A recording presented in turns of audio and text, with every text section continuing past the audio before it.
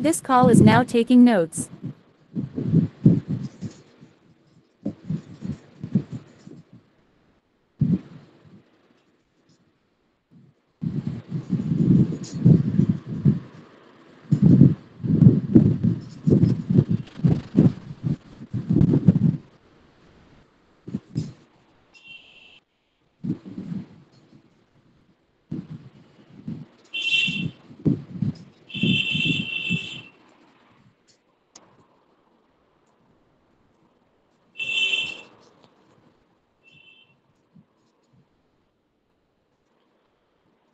আচ্ছা, last class আপনাদের জেনেটিক্সের সাথে কন্টিনিউয়েশন আমরা করছিলাম অভিব্যক্তি বা এভলিউশন। তো খুব সামান্য পোর্শনই আমরা দেখেছিলাম যে অভিব্যক্তি জিনিসটা কি, যে সরল জীব থেকে ধীরে ধীরে জটিল জীবের যে উৎপত্তি, সেটা ছিল আমার অভিব্যক্তি বা এভলিউশন। এবং অভিব্যক্তির যে বিভিন্ন রকমের প্রমাণগুলো রয়েছে, যেগুলো আমাদের মরফোলজিক্যাল এভিডেন্স এবং প্যালিওন্টোলজিক্যাল এভিডেন্স অর্থাৎ জীবাশ্ম ঘটিত প্রমাণ, সেগুলো সম্পর্কে আমরা ডিটেলসে দেখেছিলাম। এবং তার সঙ্গে সঙ্গে ল্যামার্কিজম আর ডারউইনিজম এই জিনিসগুলোকে আমরা দেখেছি। এবার আজকে আমাদের আলোচনার বিষয় হচ্ছে যে প্রথমত আমরা এই অভিব্যক্তির পার্ট থেকে বেশ কিছু ছোট ছোট প্রশ্ন দেখব, ঠিক আছে? এবং তারপরে ঘোড়ার অভিব্যক্তি আর মানুষের অভিব্যক্তি সম্পর্কে বেশ কিছুটা পার্ট দেখব। তো ছোট ছোট প্রশ্নের মধ্যে কিছু প্রশ্ন হয়তো আপনাদেরকে আমি আগেও বলেছিলাম যে প্রথমেই আপনারা তো অলরেডি বুঝে গেছেন যে অভিব্যক্তি বা এভলিউশন মানে কি, যে পদ্ধতিতে কি হবে না সরল জীব থেকে একটা ধীর এবং ধারাবাহিক পদ্ধতি, গ্র্যাজুয়াল প্রসেস, যেই প্রসেসে সরল জীব থেকে ধীরে ধীরে জটিল জীবের উৎপত্তি ঘটছে, সেটাই হচ্ছে অভিব্যক্তি বা এভলিউশন। এবং আমি একথাও বলেছিলাম যে এই জৈব অভিব্যক্তি বা অর্গ্যানিক এভলিউশন টার্মটাকে প্রথম ব্যবহার করেছিলেন কে না বিজ্ঞানী হারবার্ট স্পেন্সার। তিনি প্রথম এই জৈব অভিব্যক্তি বা অর্গ্যানিক এভলিউশন টার্মটাকে ইউজ করেছিলেন। এবার প্রশ্ন হচ্ছে যে অভিব্যক্তি সংক্রান্ত দু ধরনের মতবাদ প্রচলিত রয়েছে। কি কি মতবাদ? একটা বলা হয় যে অজৈব পদার্থ অর্থাৎ যেগুলো ইনঅর্গ্যানিক মেটেরিয়ালস রয়েছে সেখান থেকেই জীবের উৎপত্তি। এবং আরেকটা বলা হয় যে জৈব পদার্থ বা জীব থেকে জীবের উৎপত্তি। তো এই অভিব্যক্তি বা এভলিউশন টার্মটাকে যখন হারবার্ট স্পেন্সার প্রচলন করলেন, তখন দুদল বিজ্ঞানী আলাদা এলেন, যাদের কিছুজন বললেন যে এই অভিব্যক্তি বা এভলিউশন যে ঘটছে সেই ঘটার মুহূর্তে অজৈব পদার্থ অর্থাৎ ইনঅর্গ্যানিক সাবস্ট্যান্স থেকে জীবের উৎপত্তি, এবং আরেক দল বলছেন জীব থেকে জীবের উৎপত্তি। এই যে মতবাদ যেখানে আমরা বলছি যে অজৈব পদার্থ থেকে জীবের উৎপত্তি, সেই মতবাদটাকে আমরা বলে থাকি অ্যাবায়োজেনেসিস। কি বললাম? যে এই যে অজৈব পদার্থ থেকে জীবের উৎপত্তি, এই মতবাদটাকে আমরা কি বলছি না অ্যাবায়োজেনেসিস বলছি। উল্টো দিকে যারা বলছেন যে জীব থেকে জীবের উৎপত্তি, সেই মতবাদটাকে আমরা বলে থাকি হচ্ছে বায়োজেনেসিস। কি বলছি? সেই মতবাদটাকে আমরা বায়োজেনেসিস বলছি।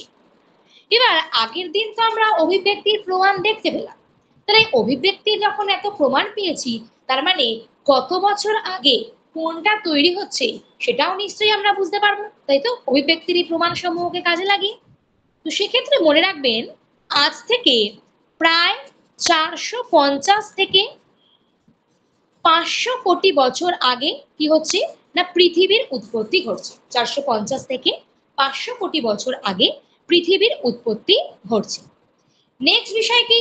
পৃথিবীর মধ্যে এবার বিভিন্ন জীবের আবির্ভাব কিভাবে আসছে না যে মাছের কথা আমরা আগের দিন পড়ছিলাম, সেই মাছের আবির্ভাব ঘটেছে, মানে ফিশেস তাদের উৎপত্তি আজ থেকে প্রায় কত না 40 কোটি বছর আগে মাছের উৎপত্তি ঘটেছে। মাছ থেকেই আরো ডেভেলপমেন্টের মাধ্যমে আমাদের কি তৈরি হয়েছিল? উভচর, বা যেটাকে আমরা বলেছিলাম অ্যামফিবিয়া। তো মনে রাখবেন এই উভচর বা অ্যামফিবিয়ার উৎপত্তি ঘটেছিল আজ থেকে প্রায় 30 কোটি বছর আগে। কত বছর আগে? আজ থেকে প্রায় 30 কোটি বছর আগে। উভচরের আরো ডেভেলপমেন্ট হয়ে যেটা তৈরি হয়েছিল সেটা কি ছিল? সরীসৃপ বা রেপটাইলস। তো সেই সরীসৃপ বা রেপটাইলস এর উৎপত্তি ঘটেছিল আজ থেকে প্রায় 18 কোটি বছর আগে।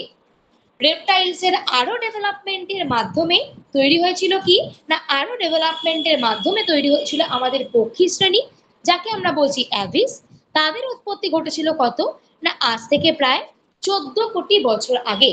এবং যারা স্তন্যপায়ী অর্থাৎ ম্যামালস, তাদের উৎপত্তি ঘটেছিল আজ থেকে প্রায় 6 কোটি বছর আগে। তাহলে পৃথিবীর উৎপত্তি ধীরে ধীরে কিভাবে হচ্ছে? 450 থেকে 500 কোটি বছর আগে, মাছ 40 কোটি, উভচর 30 কোটি, সরীসৃপ 18 কোটি, পক্ষী 14 কোটি এবং স্তন্যপায়ী বা ম্যামালস হচ্ছে 6 কোটি বছর আগে উৎপত্তি ঘটছে। এবার এই ম্যামালস এর মধ্যে পার্টিকুলারলি আমাদেরকে হিউম্যানকে নিয়ে ভালো রকম ভাবে আলোচনা করতে হবে। তো পার্টিকুলার ভাবে যদি আমরা হিউম্যানের কথা বলি, সেক্ষেত্রে হিউম্যানের উৎপত্তি হয়েছে মনে রাখবেন আজ থেকে প্রায় 1 কোটি বছর আগে। এবং বর্তমানে যে হোমো সেপিয়েন্স অর্থাৎ মডার্ন হিউম্যান আমরা দেখতে পাই, সেই মডার্ন হিউম্যানের আবির্ভাব ঘটেছে আজ থেকে প্রায় কত বছর আগে না, 10 লক্ষ বছর আগে। এইভাবে ধীরে ধীরে কি হয়েছে না, কন্টিনিউয়ালি আমাদের যে ডেভেলপমেন্ট এভলিউশনের মাধ্যমে সেটা আলটিমেটলি কি একটা সার্টেন লেভেল পর্যন্ত কি করেছে না, রিচ করেছে। ঠিক আছে, তো এইভাবে ডেভেলপমেন্টাল স্টেজেস গুলো আমরা দেখতে পেয়ে থাকি। এবার আমি আগের দিন বলেছিলাম যে এই ধরনের অভিব্যক্তি বা এভলিউশন আমরা উদ্ভিদের ক্ষেত্রেও দেখছি, আবার প্রাণীর ক্ষেত্রেও দেখছি। উদ্ভিদের ক্ষেত্রে কোন কোন স্টেপ পার হয়ে এসেছে আগের দিন বলেছি আমি না, আমাদের শৈবাল বা অ্যালগি ছিল, তারপর সেখান থেকে ফাঙ্গি তৈরি হয়েছিল, সেখান থেকে ব্রায়োফাইটা, টেরিডোফাইটা, জিমনোস্পার্ম এবং ফাইনালি পেয়েছিলাম অ্যানজিওস্পার্ম। এবং জীবের ক্ষেত্রেও ক্লাসিফিকেশন কি হবে সেটাও আমরা আগের দিন দেখেছিলাম, যে প্রোটোজোয়া থেকে শুরু করে আলটিমেটলি সেই ভার্টিব্রেটা পর্যন্ত যাচ্ছে। এবার এখান থেকে আর কি ছোট প্রশ্ন আমাদেরকে পরীক্ষা জিজ্ঞেস করতে পারে? এখান থেকে জিজ্ঞেস করার মতন আর যে ছোট প্রশ্ন আছে সেটা হচ্ছে, কখনো কখনো জিজ্ঞেস করে যে প্রাকৃতিক বিপর্যয়বাদ অর্থাৎ যেটাকে আমরা বলে থাকি ন্যাচারাল ডিজাস্টার থিওরি, সেই প্রাকৃতিক বিপর্যয়বাদ বা ন্যাচারাল ডিজাস্টার থিওরি কে দিয়েছিলেন? মনে রাখবেন, প্রাকৃতিক বিপর্যয়বাদ বা ন্যাচারাল ডিজাস্টার থিওরিকে দিয়েছিলেন কে না, কুভিয়ের। কুভিয়ের কি করেছিলেন? প্রাকৃতিক বিপর্যয়বাদকে দিয়েছিলেন। সেকেন্ড, আরেকটা প্রশ্ন জিজ্ঞেস করে, এই যে আমরা আগের দিন যখন ল্যামার্কিজম পড়ছিলাম, ল্যামার্কিজমে যখন ত্রুটি ধরছিলাম, কি দেখছিলাম না, বিজ্ঞানী ওয়াইজম্যান কি করেছেন না, 35 জনু ধরে 35টা জেনারেশন ধরে লেজ কেটে দিয়ে সেই ইঁদুরগুলোর মধ্যে সংকরায়ন ঘটিয়েও কোনো লেজবিহীন ইঁদুর জন্মাতে দেখেননি। ঠিক একই রকম ভাবে 60খানা জেনারেশন ধরে অন্ধকার ঘরে ফল মাছি বা ড্রসোফিলা মাছির সংকরায়ন ঘটিয়েও তিনি কোনো অন্ধ মাছি জন্মাতে দেখেননি। এই যে থিওরিটা উনি প্রমাণ করছেন, এই 35টা জেনারেশন ধরে ইঁদুরের লেজ কেটে দিয়ে বা 60টা জেনারেশন দিয়ে ড্রসোফিলা মাছিকে অন্ধকার ঘরে সংকরায়ন ঘটিয়ে, এই থিওরিটাকে আমরা বলে থাকি কি জার্ম প্লাজম থিওরি। কি থিওরি বলছি আমরা? এটাকে আমরা বলছি জার্ম প্লাজম থিওরি। তো কে করেছিলেন এক্সপেরিমেন্টটা? আশা করি নাম তো বুঝেই গেছেন। তাই জার্ম প্লাজম থিওরিটা করেছেন কে? বিজ্ঞানী ওয়াইজম্যান, যার নাম আমরা আগের দিন পড়েছি। এবং মিউটেশন তত্ত্বের প্রবক্তা যে হুগো ডি ভ্রিস, সেটাও আপনারা আগের দিন দেখেছেন। তাহলে এই হচ্ছে আমাদের এই চ্যাপ্টারে যে ছোট ছোট প্রশ্ন আসার জায়গা, সেই ছোট ছোট প্রশ্ন আসার জায়গাগুলো। এবার আমাদেরকে ঢুকতে হবে যে জায়গায়, সেটা হচ্ছে এক হচ্ছে হর্সের এভলিউশন এবং আরেকটা হচ্ছে আমাদের যে হিউম্যান যে রয়েছে সেই হিউম্যানের এভলিউশন। আমরা জানি পৃথিবীর বুকে বিভিন্ন সময় ধরে কি এসেছে না, বিভিন্ন রকম ভাবে বিভিন্ন যুগের আবির্ভাব ঘটেছে। তো যদি আমরা ঘোড়ার যে অভিব্যক্তি অর্থাৎ হর্স এভলিউশন, সেটাকে নিয়ে যদি আমরা আলোচনা করি, মনে রাখবেন একজন যিনি ঘোড়ার এভলিউশন সম্পর্কে প্রথম নিজের মতবাদ দিয়েছিলেন, তার নাম হচ্ছে সি মার্শ। এই সি মার্শ কি করছেন না, ঘোড়ার যে অভিব্যক্তি বা ঘোড়ার যে এভলিউশন সেই সম্পর্কে নিজের মতবাদ প্রথম দিচ্ছেন কে না, সি মার্শ। তো সি মার্শ বলছেন যে আমাদের 5টা যুগে 5 রকম ঘোড়ার আবির্ভাব ঘটেছিল। এই 5 রকম ঘোড়ার নাম কি কি? না প্রথম যে ঘোড়া ছিল তার নাম ছিল ইওহিপ্পাস। ঠিক আছে, আমি এক এক করেই বলছি। তাহলে 5 রকম ঘোড়ার মধ্যে প্রথম যে ঘোড়া ছিল তার নাম কি ছিল? ইওহিপ্পাস। এই ইওহিপ্পাস যে ঘোড়া, সেই ঘোড়া সম্পর্কে আমাদের কি জানতে হবে? মনে রাখবেন, ইওহিপ্পাস নামটা থেকেই আমরা বুঝতে পারছি যে এই ঘোড়ার উৎপত্তি ঘটেছিল কোন যুগে? না ইওসিন যুগে। তাহলে ইওহিপ্পাস ঘোড়ার যে উৎপত্তি, সেই উৎপত্তিটা ঘটছে ইওসিন যুগে। এবং এই যে ইওহিপ্পাস ঘোড়া, সেই ইওহিপ্পাস ঘোড়াকে কেমন দেখতে ছিল? না ফক্স লাইক, অর্থাৎ ঠিক খ্যাকশিয়ালের মতন দেখতে ছিল সাইজে। ঠিক আছে, ফক্স লাইক। সেকেন্ড আমাদের কি জানতে হচ্ছে? এদের যে হাইট ছিল, সেই হাইটটা কত ছিল? মনে রাখবেন, এদের হাইট ছিল কত? না 40 সেন্টিমিটার। এবং এদের যে ফিঙ্গার অর্থাৎ আঙুল, সেগুলো ছিল হচ্ছে কটা? 4টে। এবং যে টো ছিল, সেই টো গুলো ছিল কতগুলো? 3টে। এবং যে দাঁত ছিল, সেই দাঁতগুলো কি ছিল? না স্মল ক্রাউন। কিরকম ছিল? Small crown. তাহলে এই হলো হচ্ছে আমাদের ইওহিপ্পাসের ক্যারেক্টারিস্টিক্স। তাহলে কি কি বুঝলাম আমরা ইওহিপ্পাসের ক্যারেক্টারিস্টিক্স? ইওসিন যুগে এই ঘোড়ার উৎপত্তি ঘটেছে, ফক্স লাইক, এর হাইট হচ্ছে 40 সেন্টিমিটার, ফিঙ্গার হচ্ছে 4টে, টো হচ্ছে 3টে, এবং দাঁতটা হচ্ছে স্মল ক্রাউন টাইপ। ইওহিপ্পাসের পরে নেক্সট যে ঘোড়া এসেছিল সেটার নাম কি ছিল? মেসোহিপ্পাস। তাহলে ইওহিপ্পাসের পরে কি আসছে? ইওহিপ্পাসের ঠিক পরেই আসছে যে ঘোড়া, তার নাম হচ্ছে কি? না মেসোহিপ্পাস। এই যে মেসোহিপ্পাস ঘোড়া, সেই মেসোহিপ্পাস ঘোড়ার যে সময়কাল, যে যুগ, সেই যুগটা কি ছিল? মেসোহিপ্পাস এসেছিল অলিগোসিন যুগে। তাহলে মেসোহিপ্পাসের উৎপত্তি কোন যুগে? না অলিগোসিন যুগে এই মেসোহিপ্পাস ঘোড়ার উৎপত্তি। এবং এই মেসোহিপ্পাস ঘোড়াটা কিরকম ছিল? এটা ছিল শিপ লাইক, অর্থাৎ ঠিক ভেড়ার মতো। তার মানে আগেরটা ছিল ফক্স লাইক, তার থেকে কিন্তু একটু লম্বা ছিল। ঠিক আছে, এটা ছিল শিপ লাইক। থার্ড কি আছে? আগের জনের হাইট ছিল 40 সেন্টিমিটার, কিন্তু মেসোহিপ্পাসের ক্ষেত্রে যদি আমরা দেখি, এর ক্ষেত্রে যে হাইট রয়েছে, সেই হাইটটা ছিল কত? না 60 সেন্টিমিটার। তার মানে 20 সেন্টিমিটার বেশি বড় হয়েছে। ফিঙ্গার কতগুলো ছিল? না আগেরটার ক্ষেত্রে আমরা দেখেছিলাম ফিঙ্গার 4টে, কিন্তু এর ক্ষেত্রে আমরা দেখবো হচ্ছে কি? না ফিঙ্গার হচ্ছে 3টে, এবং আগেরটারই মতন টো হচ্ছে কতগুলো হবে? না 3টে হবে। এবং এর ক্ষেত্রেও সেই সেম দাঁত, অর্থাৎ স্মল ক্রাউন শেপের দাঁত আমরা দেখতে পাচ্ছি। তাহলে ইওহিপ্পাস এবং মেসোহিপ্পাসকে যদি আমরা তুলনা করে বলি, বুঝতে পারছি প্রথমটা ইওসিন, পরেরটা অলিগোসিন, প্রথমটা ফক্স লাইক, পরেরটা শিপ লাইক, প্রথমটার হাইট 40 সেন্টিমিটার, পরেরটা 60 সেন্টিমিটার, প্রথমটার ফিঙ্গার রয়েছে 4টে, দ্বিতীয়টার ফিঙ্গার হচ্ছে 3টে, প্রথমটার টো হচ্ছে 3টে, দ্বিতীয়টারও টো হচ্ছে 3টে, এবং প্রথমটার ক্ষেত্রেও আমরা স্মল ক্রাউন শেপের টিপ দেখতে পাচ্ছি, এবং দ্বিতীয়টার ক্ষেত্রেও আমরা স্মল ক্রাউন শেপের টিপ দেখতে পাচ্ছি। এই হলো প্রথম দুটো টাইপের ঘোড়া, ইওহিপ্পাস এবং হচ্ছে মেসোহিপ্পাস।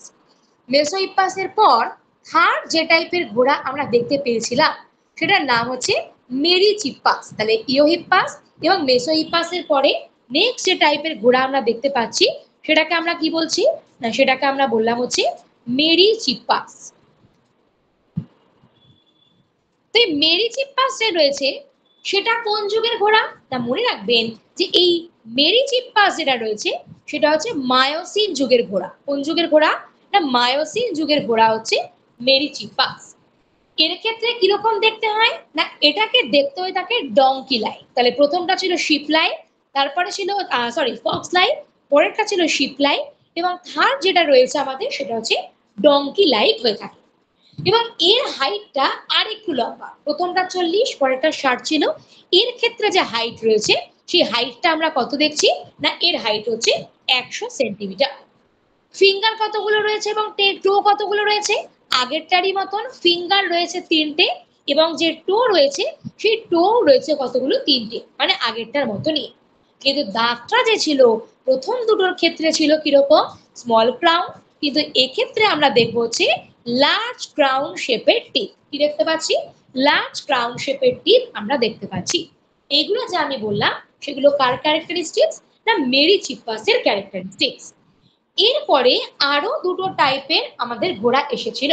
সেই টাইপের ঘোড়াগুলোর মধ্যে কি আছে, একটা হচ্ছে আমাদের প্লিওহিপ্পাস বা প্লায়োহিপ্পাস আমরা বলে থাকি, এবং আরেকটাকে আমরা বলে থাকি হচ্ছে ইকুয়াস। তাহলে পরেরটাতে কি রয়েছে, পরেরটাতে রয়েছে হচ্ছে প্লায়োহিপ্পাস বা প্লিওহিপ্পাস, এবং একদম লাস্টের টাইপের যে ঘোড়া সেটাকে আমরা বলছি হচ্ছে ইকুয়াস।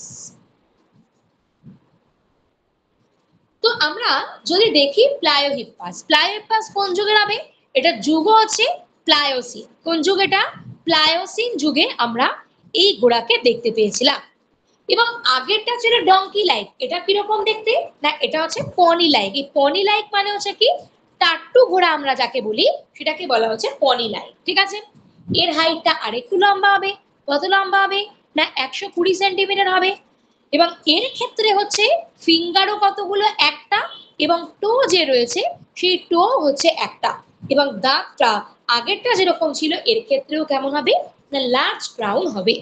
এবং এর পরে যেটা আছে ইকুয়াস, সেই ইকুয়াসটা কোন যুগে এসেছে না, ইকুয়াসটা এসেছে হচ্ছে প্লিস্টোসিন যুগে। কোন যুগে এসেছিল, প্লিস্টোসিন যুগে এসেছিল। এবং একে কেমন দেখতে, একে হচ্ছে মডার্ন ডে হর্স যেমন, এটা হচ্ছে সেই ইকুয়াসের মধ্যেই পড়ছে, যার হাইট হচ্ছে কত না 160 সেন্টিমিটার। এর ক্ষেত্রেও আমার ফিঙ্গার হচ্ছে একটা, টো হচ্ছে কতগুলো একটা, এবং এর ক্ষেত্রেও আমরা লার্জ ক্রাউন শেপের টিপ দেখতে পাচ্ছি। তাহলে যদি পাঁচটা টাইপের ঘোড়াকে আমরা পার্থক্যের আকারে দেখি, পরপর কি কি এসেছে না ইওহিপ্পাস, মেসোহিপ্পাস, মেরিচিপ্পাস, প্লায়োহিপ্পাস এবং ইকুয়াস। কোন কোন যুগে এলো পরপর না ইওসিন, অলিগোসিন, মায়োসিন, প্লায়োসিন এবং প্লিস্টোসিন। কিরকম কিরকম দেখতে এলো পরপর পাঁচটাকে, প্রথম যেটা ছিল সেটাকে কিরকম দেখতে ফক্স লাইক, তারপরে ছিল শিপ লাইক, থার্ড ছিল আমাদের ডঙ্কি লাইক, ফোর্থ ছিল আমাদের পনি লাইক, এবং ফিফথ হচ্ছে মডার্ন হর্স। হাইট কত করে, প্রথমটার ক্ষেত্রে আমরা দেখেছি 40 সেন্টিমিটার, তারপরে ছিল কত 60, তারপরে ছিল 100, নেক্সট ছিল 120, এবং শেষটা ছিল কত না 160 সেন্টিমিটার। এবং যদি আমরা ফিঙ্গারের ক্ষেত্রে বলি, ফিঙ্গার কি চারটে, তারপর তিনটে, তারপর তিনটে, তারপরে একটা, তারপরে একটা, এবং টো হচ্ছে তিনটে তিনটে তিনটে, একটা এবং একটা। আর ক্রাউন টিথ গুলো, প্রথমটা হচ্ছে, প্রথম দুটো হচ্ছে স্মল ক্রাউন, এবং শেষের তিনটে হচ্ছে কি না লার্জ ক্রাউন শেপের টিথ আমরা দেখতে পাচ্ছি, ঠিক আছে। তো এই যে আমি ওভারঅল জিনিসটাকে বললাম, এটা হচ্ছে কি আমার ঘোড়ার এভলিউশন, অর্থাৎ ঘোড়ার যে অভিব্যক্তি সেগুলো পরপর পরপর করে এই সমস্ত স্টেজেস গুলোকে পার হয়ে হয়ে গেছে। এবার ঘোড়ার যে অভিব্যক্তি বা হর্স এভলিউশন, সেটার পরে নেক্সট আমাদেরকে যেটা জানতে হবে সেটা হচ্ছে আমরা মানুষ অর্থাৎ হিউম্যান কোন কোন এভলিউশনারি স্টেজেস পরপর করে পার হয়ে এসেছে, সেই সমস্ত এভলিউশনারি স্টেজেস গুলোকে আমাদের দেখতে হবে। তো হিউম্যানের ক্ষেত্রে যদি আমরা বলি পরপর কি কি স্টেজেস পার হয়ে আসছে, প্রথম যে স্টেজ ছিল সেটাকে আমরা বলেছি ড্রয়োপিথেকাস। প্রথম স্টেজটাকে আমরা কি বলেছি, প্রথম স্টেজটাকে আমরা বলেছি হচ্ছে ড্রয়োপিথেকাস। ড্রয়োপিথেকাসের পরে কি ছিল, ড্রয়োপিথেকাসের ঠিক পরে যে স্টেজ ছিল সেটা ছিল রামাপিথেকাস। কি বললাম তাহলে, প্রথমটা ছিল হচ্ছে ড্রয়োপিথেকাস, তারপরে ছিল রামাপিথেকাস, এবং থার্ড যেটা ছিল সেটা ছিল অস্ট্রালোপিথেকাস। ড্রয়োপিথেকাস, রামাপিথেকাস, এবং থার্ড যেটা ছিল সেটা হচ্ছে কি না অস্ট্রালোপিথেকাস। ড্রয়োপিথেকাস, রামাপিথেকাস, অস্ট্রালোপিথেকাস। তারপরে কি ছিল, তারপরে ছিল হচ্ছে হোমো হ্যাবিলিস। কি বললাম, হোমো হ্যাবিলিস। হোমো হ্যাবিলিসের পরে কি ছিল, হোমো হ্যাবিলিসের আরো ডেভেলপমেন্টের মাধ্যমে যেটা তৈরি হয়েছিল সেটা ছিল হচ্ছে হোমো ইরেক্টাস। হোমো হ্যাবিলিসের পরে কি ছিল না হোমো ইরেক্টাস। এরপরে কি ছিল না এর পরের স্টেজে যেটা এসেছিল সেটা ছিল হচ্ছে আমাদের হোমো সেপিয়েন্স নিয়েন্ডারথাল। কি বললাম, হোমো সেপিয়েন্স নিয়েন্ডারথাল। এবং শেষে যেটা ছিল সেটাকে আমরা বলেছি হচ্ছে কি না হোমো সেপিয়েন্স। হোমো সেপিয়েন্স নিয়েন্ডারথাল, এবং শেষে যেটা রয়েছে, শেষে যেটা আসছে সেটাকে আমরা শুধু বলছি হচ্ছে হোমো সেপিয়েন্স। সেটা হচ্ছে আমাদের বর্তমান যুগের যে মানুষ, যদিও বর্তমানে আমরা শুধু সেপিয়েন্স নয় হোমো সেপিয়েন্স সেপিয়েন্স হিসেবে হচ্ছে উল্লেখ করে থাকি, ঠিক আছে। তো প্রথম যে বিষয়টা আমাদের রয়েছে সেই বিষয়টাকে নিয়ে যদি আমরা আলোচনা করি, না আমাদের যে ড্রয়োপিথেকাস এবং রামাপিথেকাস দুটোই কি হয়েছে প্রায় 15 মিলিয়ন বছর আগে এই ধরনের মানুষের উৎপত্তি ঘটেছিল। কি বললাম? ড্রয়োপিথেকাস এবং রামাপিথেকাস দুজনের ক্ষেত্রেই প্রায় 15 মিলিয়ন বছর আগে উৎপত্তি ঘটেছিল এবং এদের দুজনের ক্ষেত্রেই কিরকম ছিল না, এদেরকে দেখতে ছিল হচ্ছে এপ লাইক, ঠিক আছে, গরিলার মতো এপ লাইক হচ্ছে এই ড্রয়োপিথেকাস এবং রামাপিথেকাসকে দেখতে ছিল। ড্রয়োপিথেকাস এবং রামাপিথেকাসের পর থার্ড যেটা আছে সেটা হচ্ছে অস্ট্রালোপিথেকাস। এই অস্ট্রালোপিথেকাসটা কত বছর আগে? না এটা মোটামুটি আগেটা তো 15 মিলিয়ন ছিল, এটা থেকে 3 থেকে 4 মিলিয়ন বছর আগে এই অস্ট্রালোপিথেকাসের উৎপত্তি ঘটেছিল, 3 থেকে 4 মিলিয়ন বছর আগে। এবং এরা ছিল আপরাইট। আপরাইট মানে কি? সোজাভাবে মুখটাকে তুলে দাঁড়াতে পারছে, ঠিক আছে, আপরাইট। তাহলে ড্রয়োপিথেকাস রামাপিথেকাস ছিল এপ লাইক গরিলার মতো, অস্ট্রালোপিথেকাস ছিল হচ্ছে আপরাইট, সোজাভাবে দাঁড়াতে পারতো। পরবর্তী যে স্টেজ আসছে হোমো হ্যাবিলিস, এই হোমো হ্যাবিলিসের উৎপত্তি ঘটেছে আজ থেকে প্রায় 2 মিলিয়ন বছর আগে। এবং যে হোমো ইরেক্টাস রয়েছে সেই হোমো ইরেক্টাসের যে বলতে পারো সময়সীমা সেটা হচ্ছে প্রায় 1.5 মিলিয়ন বছর আগে। এবার এদের মধ্যে কি কি ক্যারেক্টার দেখতে পাওয়া গেছে? হোমো হ্যাবিলিস হচ্ছে হিউম্যান লাইক মানে মানুষেরই মতন, কিন্তু ডাজ নট ইট মিট অর্থাৎ এরা মাংস খেত না। কিন্তু হোমো ইরেক্টাসে যদি আমরা আসি, এরাও হিউম্যানের মতো কিন্তু এরা কিন্তু মাংস খেত, ঠিক আছে। তাহলে হোমো হ্যাবিলিস হিউম্যান লাইক কিন্তু ডাজ নট ইট মিট, কিন্তু হোমো ইরেক্টাস যেটা তাদের ক্ষেত্রে আমরা দেখছি হচ্ছে কি না তারা হচ্ছে হিউম্যান লাইক এবং ইট মিট অর্থাৎ মাংস খেত। পরবর্তীতে কি রয়েছে না, পরবর্তীতে রয়েছে হচ্ছে আমাদের হোমো সেপিয়েন্স নিয়ান্ডারথাল। তো হোমো সেপিয়েন্স নিয়ান্ডারথাল প্রায় 1 লক্ষ থেকে 40,000 বছর আগে এইরকম সময়কালটা হচ্ছে হোমো সেপিয়েন্স নিয়ান্ডারথাল। এবং প্রায় 75,000 থেকে 10,000 বছর আগে রয়েছে হচ্ছে কি না আমাদের এই যে নর্মাল হোমো সেপিয়েন্স রয়েছে সেই হোমো সেপিয়েন্সটা। হোমো সেপিয়েন্স নিয়ান্ডারথালের ক্ষেত্রে ক্যারেক্টার দেখা গেছে যে এদের মধ্যে ড্রেসের কনসেপ্ট চলে এসেছিল। এই হোমোসেপিয়েন্স নিয়ান্ডারথালের মধ্যে ড্রেস অর্থাৎ পোশাক পরিচ্ছদের যে কনসেপ্ট সেটা চলে এসেছিল এবং তাদেরকে কি করা হতো না পোতা হতো, অর্থাৎ মানুষ মারা গেলে তাদেরকে এক জায়গায় মাটিতে পোতা হতো। এবং হোমোসেপিয়েন্স মানে মডার্ন ডে যে হিউম্যান তার মধ্যে যদি আমরা আসি সেক্ষেত্রে আমরা বলতে পারি সিভিলাইজেশন অর্থাৎ সভ্যতা এবং সেই সঙ্গে সঙ্গে এগ্রিকালচার অর্থাৎ কৃষিকাজ, এই দুটোরই কিন্তু উৎপত্তি ঘটে গিয়েছিল। তাহলে এই যে এতগুলো টাইপের আমরা হিউম্যান পড়লাম তাদের মধ্যে ড্রয়োপিথেকাস এবং রামাপিথেকাস পড়েছি, 15 মিলিয়ন বছর আগে উৎপত্তি ঘটেছে এবং এরা হচ্ছে এপ লাইক হয়ে থাকে। অস্ট্রালোপিথেকাস হচ্ছে 3 থেকে 4 মিলিয়ন বছর আগে যারা আপরাইট।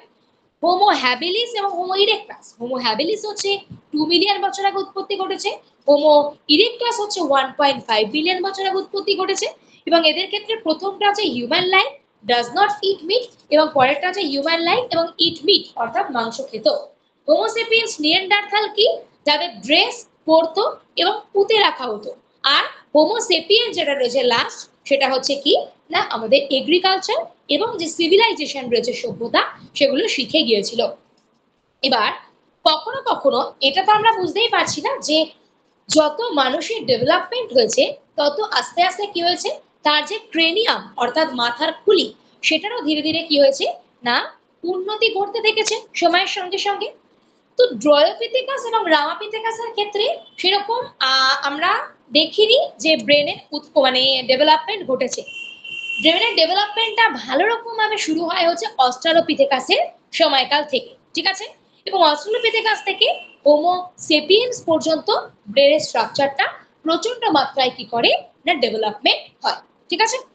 তো এই হচ্ছে যে আমরা যে জেনেটিক্স থেকে অভিব্যক্তি বা এভলিউশনটাকে যে সেম চ্যাপ্টারের মধ্যে আলোচনা করছিলাম, তো এভলিউশন থেকে আমাদের যতটা পর্যন্ত পোর্শন পড়তে হবে ততটা পর্যন্ত পোর্শন আমরা দেখলাম, ঠিক আছে।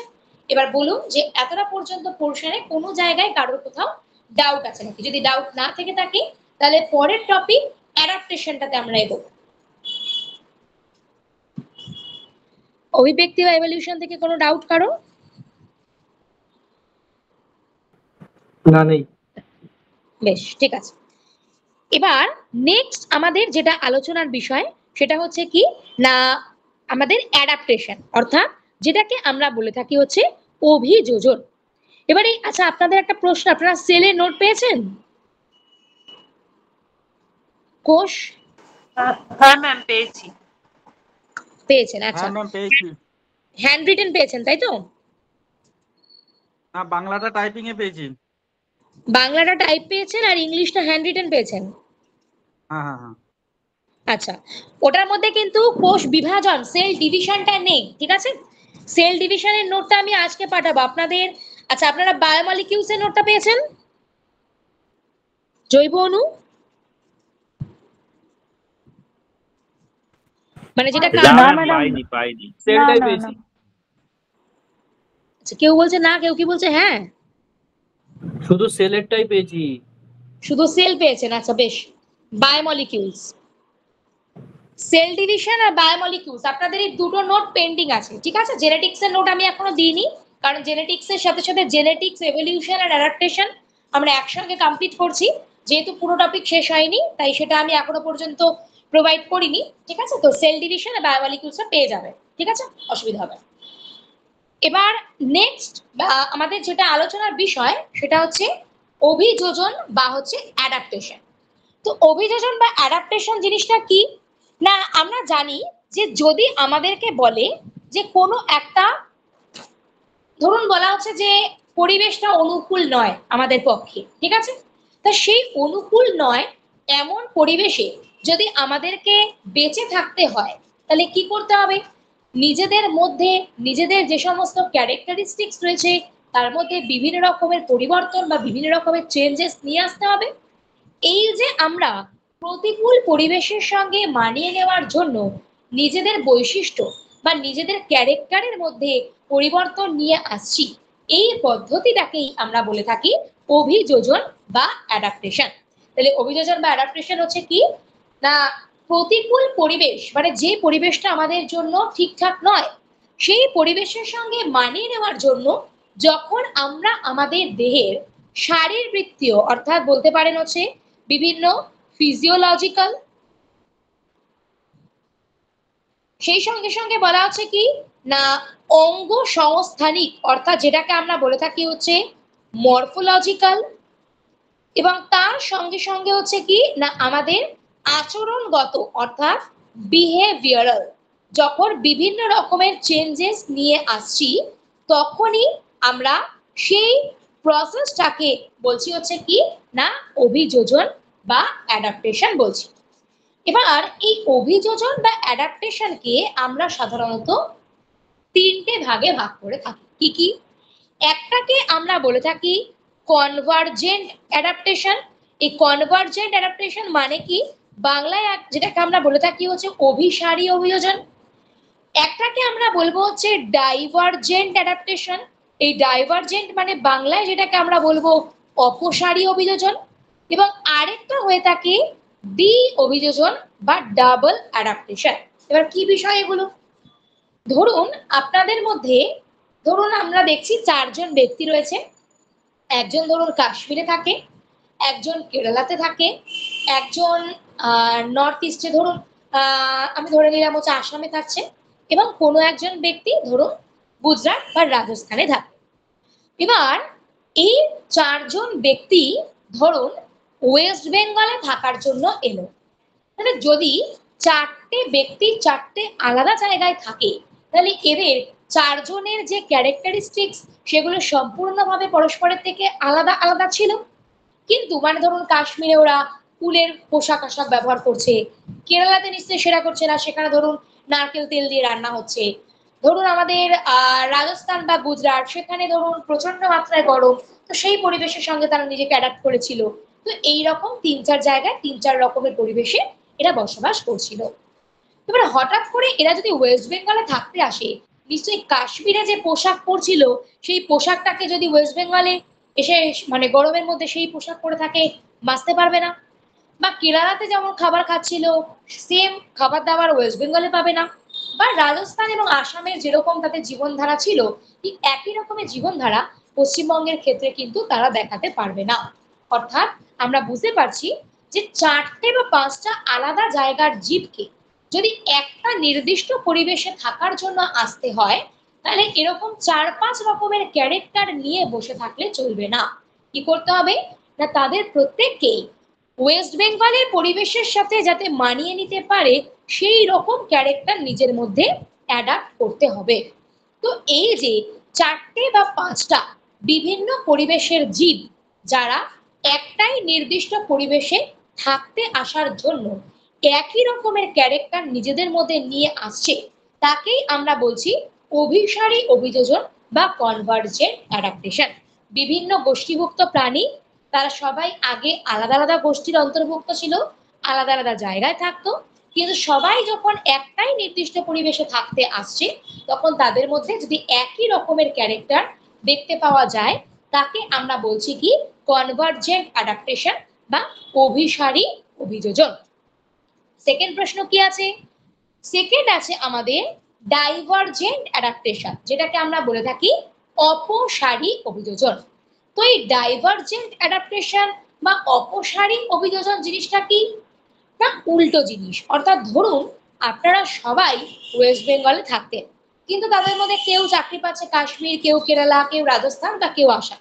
অর্থাৎ আপনারা একই গোষ্ঠীভুক্ত জীব, কিন্তু তারা বিভিন্ন পরিবেশে চলে যাচ্ছেন, এবং যেহেতু আপনারা বিভিন্ন পরিবেশে চলে যাচ্ছেন তার ফলে আপনাদের দেহের মধ্যেও বা আপনাদের আচরণের মধ্যেও কি ওই বিভিন্ন পরিবেশের সঙ্গে মানিয়ে নেওয়ার জন্য বিভিন্ন রকমের বৈশিষ্ট্য চলে আসছে। তো এই ধরনের অভিযোজনকে আমরা বলছি কি অপসারী অভিযোজন বা ডাইভারজেন্ট অ্যাডাপ্টেশন। তার মানে একটাই নির্দিষ্ট পরিবেশে যখন ভিন্ন গোষ্ঠীভুক্ত জীব থাকতে আসে তখন যে একই রকমের অভিযোজন দেখাচ্ছে সেটা কনভার্জেন্ট, আর উল্টোটা অর্থাৎ একই গোষ্ঠীভুক্ত প্রাণী কিন্তু তারা বিভিন্ন পরিবেশে চলে যাওয়ার জন্য যখন তাদের বিভিন্ন রকম বৈশিষ্ট্য দেখতে পাওয়া যাচ্ছে সেটাকে আমরা বলছি হচ্ছে ডাইভারজেন্ট অ্যাডাপ্টেশন। থার্ড আমাদের যে টাইপের অ্যাডাপ্টেশন রয়েছে সেটা হচ্ছে দ্বি অভিযোজন বা ডাবল অ্যাডাপ্টেশন। তো এই দ্বি অভিযোজন বা ডাবল অ্যাডাপ্টেশন জিনিসটা কি না, দ্বি অভিযোজন বা ডাবল অ্যাডাপ্টেশন মানে হচ্ছে ধরুন সাপোজ আমি বলছি যে একটা ব্যাঙ সে জলেও থাকছে আবার স্থলেও থাকছে, তার মানে জলজ পরিবেশে থাকার জন্য তার যে যে ক্যারেক্টারিস্টিক্স বা যে যে বৈশিষ্ট্য প্রয়োজন তার মধ্যে সেই সমস্ত বৈশিষ্ট্যগুলোও রয়েছে, আবার স্থলজ পরিবেশে থাকার জন্য যা যা ক্যারেক্টারিস্টিক্স প্রয়োজন তাকে সেই সমস্ত ক্যারেক্টারিস্টিক্স গুলো নিজের মধ্যে নিয়ে আসতে হচ্ছে। অর্থাৎ একটাই জীব দুটো ভিন্ন পরিবেশে থাকার জন্য বিভিন্ন রকমের যে অভিযোজনগত বৈশিষ্ট্য সেটা নিজের মধ্যে নিয়ে আসছে। তার মানে দুটো ভিন্ন পরিবেশে বসবাস করার ক্ষমতা একটাই অর্গানিজমের মধ্যে আমরা দেখতে পাচ্ছি।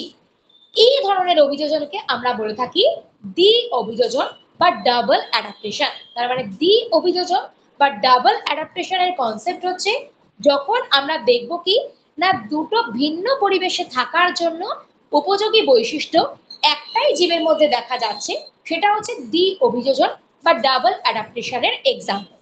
এবার এটা যে শুধু ব্যাঙ প্রাণীর ক্ষেত্রেই হয় তা নয়, উদ্ভিদের ক্ষেত্রেও হয়ে থাকে। যেরকম ধরুন আমি বলছি যে পানি ফল, পানি ফল আমরা প্রত্যেকেই খেয়েছি। এর গাছের কিছুটা অংশ জলের নিচে থাকে এবং কিছুটা অংশ জলের উপরে থাকে। তো যতটা অংশ জলের নিচে থাকে সেই পোর্শনটুকু জলের নিচের পরিবেশের সঙ্গে মানানোর জন্য অভিযোজিত হয়েছে, আর যতটা পোর্শন জলের উপরে থাকছে সেই পোর্শনটুকু জলের উপরের পরিবেশের সঙ্গে মানানোর জন্য অভিযোজিত হয়েছে। এই দু ধরনের অভিযোজনগত বৈশিষ্ট্য যেহেতু একজনের মধ্যেই আমরা দেখতে পাচ্ছি, তাই এটাকে আমরা কি বলেছি না এটাকে আমরা বলেছি হচ্ছে দ্বি অভিযোজন বা যার আরেকটা নাম হচ্ছে ডাবল অ্যাডাপ্টেশন। তাহলে এইটুকু পোর্শন আমরা বুঝলাম যে জীব পরিবেশের সঙ্গে মানিয়ে নেওয়ার জন্য নিজের ফিজিওলজিক্যাল, মরফোলজিক্যাল এবং বিহেভিয়ারাল চেঞ্জেস আনলো, অ্যাডাপ্টেশন। একই পরিবেশে থাকতে আসছে মানে কনভার্জেন্ট, এক জায়গা থেকে আলাদা আলাদা জায়গায় চলে যাচ্ছে মানে ডাইভারজেন্ট, এবং দুটো আলাদা পরিবেশে থাকার অভিযোজনগত বৈশিষ্ট্য যখন একটাই জীবের মধ্যে দেখা যাচ্ছে সেটা হচ্ছে ডাবল অ্যাডাপ্টেশন। এবার আশা করি আপনারা একটা জিনিস বুঝতে পারছেন যে অভিব্যক্তি আর অভিযোজন এরা দুজনেই একে অপরের উপর নির্ভরশীল। কেন অভিব্যক্তি এবং অভিযোজন একে অপরের উপর নির্ভরশীল? অভিযোজনে আমি কি বললাম যে এরা প্রতিকূল পরিবেশের সঙ্গে মানানোর জন্য নতুন ক্যারেক্টার আনছে, এবং অভিব্যক্তিতে আমি কি বলে এসেছি যে এরকম নতুন ক্যারেক্টার আসার ফলে একসময় সরল জীব থেকে জটিল জীবের উৎপত্তি ঘটছে। ফলে অভিযোজনের মাধ্যমে তার দেহে নতুন বৈশিষ্ট্য আসার কারণেই একটা সার্টেন টাইম পর গিয়ে এই সরল জীব থেকে জটিল জীবটার উৎপত্তি ঘটছে। সেই জন্য আমরা বলতে পারি যে অভিযোজন এবং অভিব্যক্তি এই দুটো হচ্ছে পরস্পরের উপর নির্ভরশীল পদ্ধতি, অর্থাৎ লিঙ্কড প্রসেস। কেন? কারণ একটাকে ছাড়া আরেকটা সম্পন্ন হওয়া কখনোই সম্ভব নয়। ঠিক আছে, এবার আমাদেরকে দুটো টাইপের অভিযোজন দেখতে হবে। একটা কি না, উদ্ভিদের ক্ষেত্রেও আমরা দেখি যে প্রতিকূল পরিবেশের সঙ্গে মানিয়ে নেওয়ার জন্য নিজের বৈশিষ্ট্যে পরিবর্তন নিয়ে আসছে, অর্থাৎ অভিযোজন হচ্ছে। আবার উল্টো দিকে প্রাণীর ক্ষেত্রেও কিন্তু আমরা দেখি যে নিজের ক্যারেক্টারিস্টিক্স এর মধ্যে প্রাণীরা অনেক রকম চেঞ্জেস নিয়ে আসছে। তো এবার আমাদের কাজ হচ্ছে এই উদ্ভিদের অভিযোজন এবং প্রাণীর অভিযোজন দুটোকে আলাদা আলাদা ভাবে দেখা। তো যদি আমরা উদ্ভিদের অভিযোজন অর্থাৎ প্ল্যান্ট অ্যাডাপ্টেশন এটাকে ক্লাসিফাই করি বা অ্যাডাপ্টেশনের উপর ভিত্তি করে যদি আমরা প্ল্যান্টকে ক্লাসিফাই করতে যাই, তাহলে আমরা কি কি টাইপের প্ল্যান্ট দেখতে পাবো? সবার প্রথম যে টাইপের প্ল্যান্ট আমরা দেখতে পাবো সেটাকে বলা হয়ে থাকে হাইড্রোফাইট। কি বলছি? সবার প্রথম আমরা যে টাইপের প্ল্যান্ট দেখতে পাচ্ছি সেটাকে আমরা কি বলছি না হাইড্রোফাইট বলছি। তো এই হাইড্রোফাইটটা কি জিনিস? হাইড্রো মানে হচ্ছে জল, এবং ফাইট কথাটা আসছে ফাইটন কথা থেকে, যার অর্থ হচ্ছে উদ্ভিদ। তার মানে যে সমস্ত উদ্ভিদগুলো আমাদের জলে বসবাস করে তাদেরকে আমরা বলে থাকি জলজ অভিযোজিত উদ্ভিদ বা হাইড্রোফাইটস। এবার প্রশ্ন হচ্ছে, যে সমস্ত উদ্ভিদ জলে বসবাস করবে অর্থাৎ যাদেরকে আমরা হাইড্রোফাইট বলছি, তাদের মধ্যে কি অভিযোজনগত বৈশিষ্ট্য আমরা দেখতে পেতে পারি? না, আমরা জানি জলজ উদ্ভিদকে সবসময় কি করতে হবে না জলের মধ্যে ভেসে থাকতে হবে। তা জলের উপরে যদি ভেসে থাকতে হয় তাহলে কি থাকতে হবে তার? না তার মধ্যে তার যে কাণ্ড রয়েছে তার মধ্যে একটা বিশেষ প্রকারের কলা দেখতে পাওয়া যায়। এটা এক ধরনের প্যারেনকাইমা কলাই, যেটাকে আমরা বলে থাকি কি এরেনকাইমা। তাহলে কি বললাম না জলজ উদ্ভিদ বা হাইড্রোফাইটকে যদি জলের উপর ভেসে থাকতে হয় তাহলে কি করতে হবে না তার যে কাণ্ড আছে সেই কাণ্ডের মধ্যে কি হবে না একটা বিশেষ প্রকারের কলা বা বিশেষ প্রকারের প্যারেনকাইমা কলাকে উপস্থিত থাকতে হবে। যেই প্যারেনকাইমা কলাটাকে আমরা কি বললাম না এরেনকাইমা বললাম। কেন এরেনকাইমা বললাম? এরেনকাইমা কথাটা আসছে এয়ার কথা থেকে। এই যে এরেনকাইমা কলা তার মধ্যে কি হয় না বায়ু কি হয় ঢুকে ঢুকে থাকে, সেই জন্য এই এরেনকাইমা কলাটা কি করে না গাছটাকে জলের উপর ভেসে থাকতে সহায়তা করে। তাহলে হাইড্রোফাইটস হচ্ছে জলজ উদ্ভিদ এবং এর যে কাণ্ড তার কাণ্ডের মধ্যে আমরা এরেনকাইমা কলা দেখতে পাই, কারণ এই এরেনকাইমা কলার মধ্যে কি থাকছে এয়ার থাকছে, তাই তো? এবং যেই এয়ারটা থাকার কারণে কি হচ্ছে না সেই কলাটা বা সেই প্যারেনকাইমা কলাটা কি করছে গাছটাকে জলের উপর ভেসে থাকতে সহায়তা করছে। এবার এই হাইড্রোফাইটের পরে নেক্সট আমরা আর কি দেখতে পাই? আচ্ছা, আর একটা জিনিসও দেখবেন যে এই যে আমাদের হাইড্রোফাইট জাতীয় গাছ তার যে পাতাগুলো হয় সেই পাতার ওপরে একটা মোম জাতীয় পদার্থের আস্তরণ থাকে। কেন এই মোম জাতীয় পদার্থের আস্তরণটা দেখতে পাচ্ছি? তার কারণ যাতে করে ওর ওপরে জল না জমাট বাঁধতে পারে বা জলে ভিজে না থাকে। ঠিক আছে, সেই জন্য কি না আমরা এই মোম জাতীয় পদার্থের একটা আস্তরণ দেখতে পাই এই হাইড্রোফাইট জাতীয় যে গাছ রয়েছে তার পাতাগুলোর ওপর। হাইড্রোফাইটের পরে নেক্সট আমাদের যে টাইপের প্ল্যান্ট রয়েছে সেই টাইপের প্ল্যান্টকে আমরা বলে থাকি হ্যালোফাইট। তো এই হ্যালোফাইট জিনিসটা কি?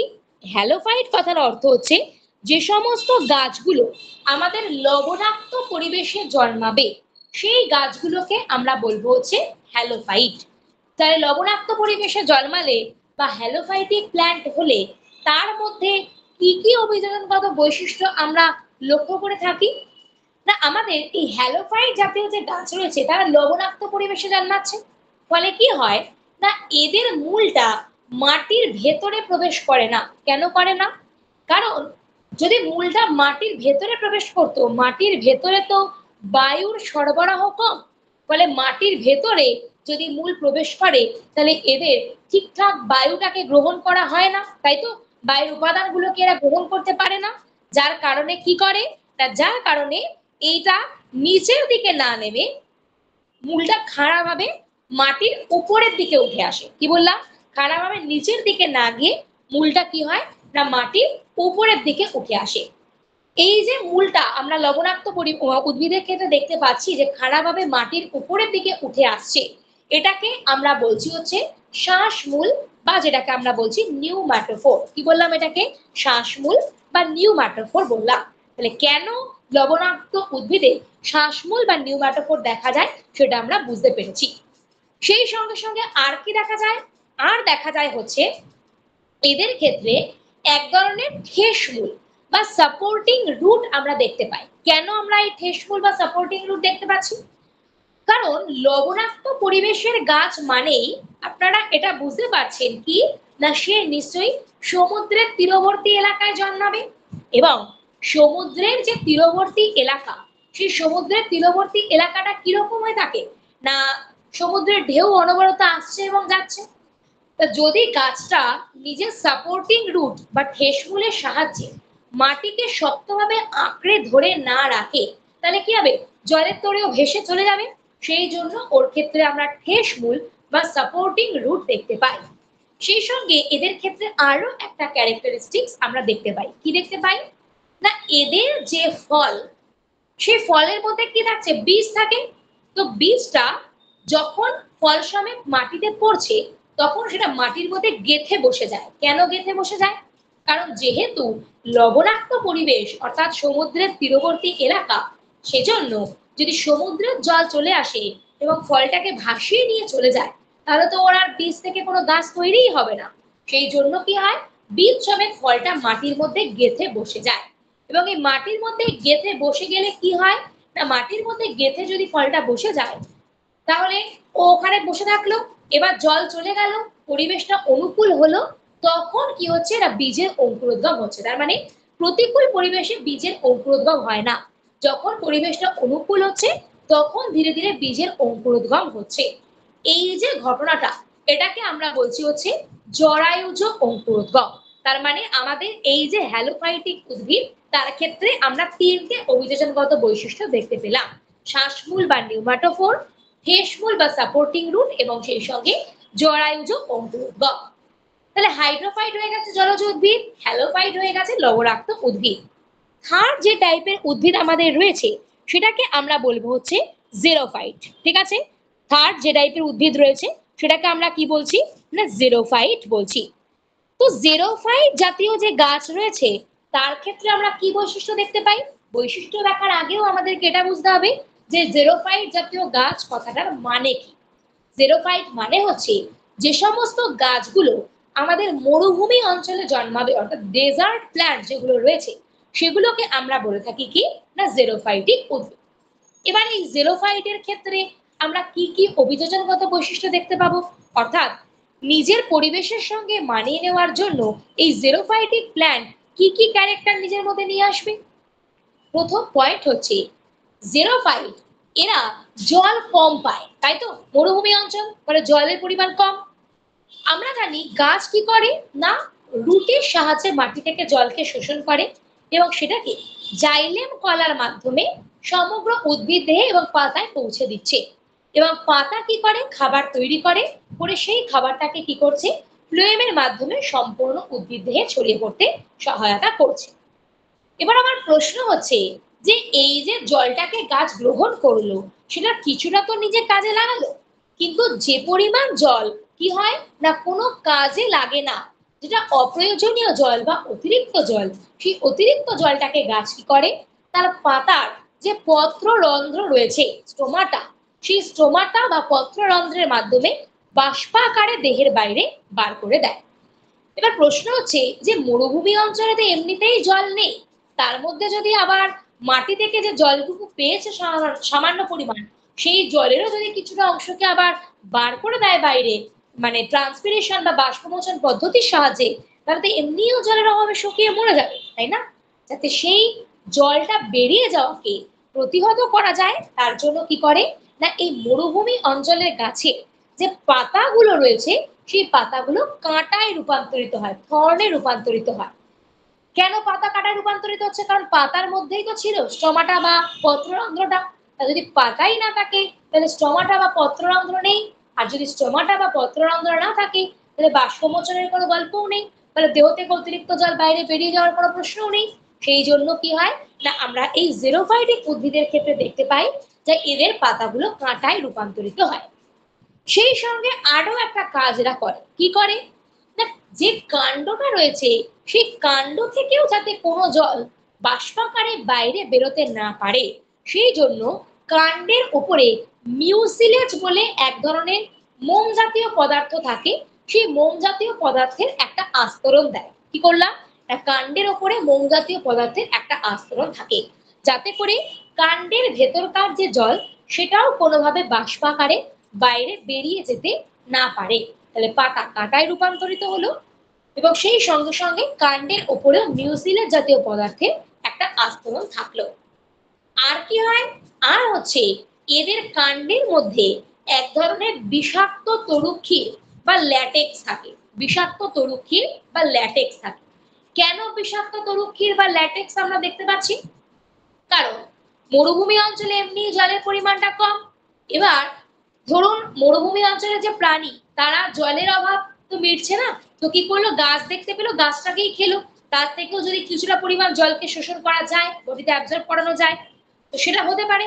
যাতে সেটা না হয় সেই জন্য কি হয় না এদের কাণ্ডের মধ্যে এক ধরনের বিষাক্ত তরুক্ষী বা ল্যাটেক্স থাকে, যার ফলে এই মরুভূমি অঞ্চলে যে প্রাণীরা রয়েছে তারা আর এই বিষাক্ত গাছগুলোকে খায় না। ঠিক আছে, তাহলে এই তিনটে বিষয়কে আমরা দেখলাম।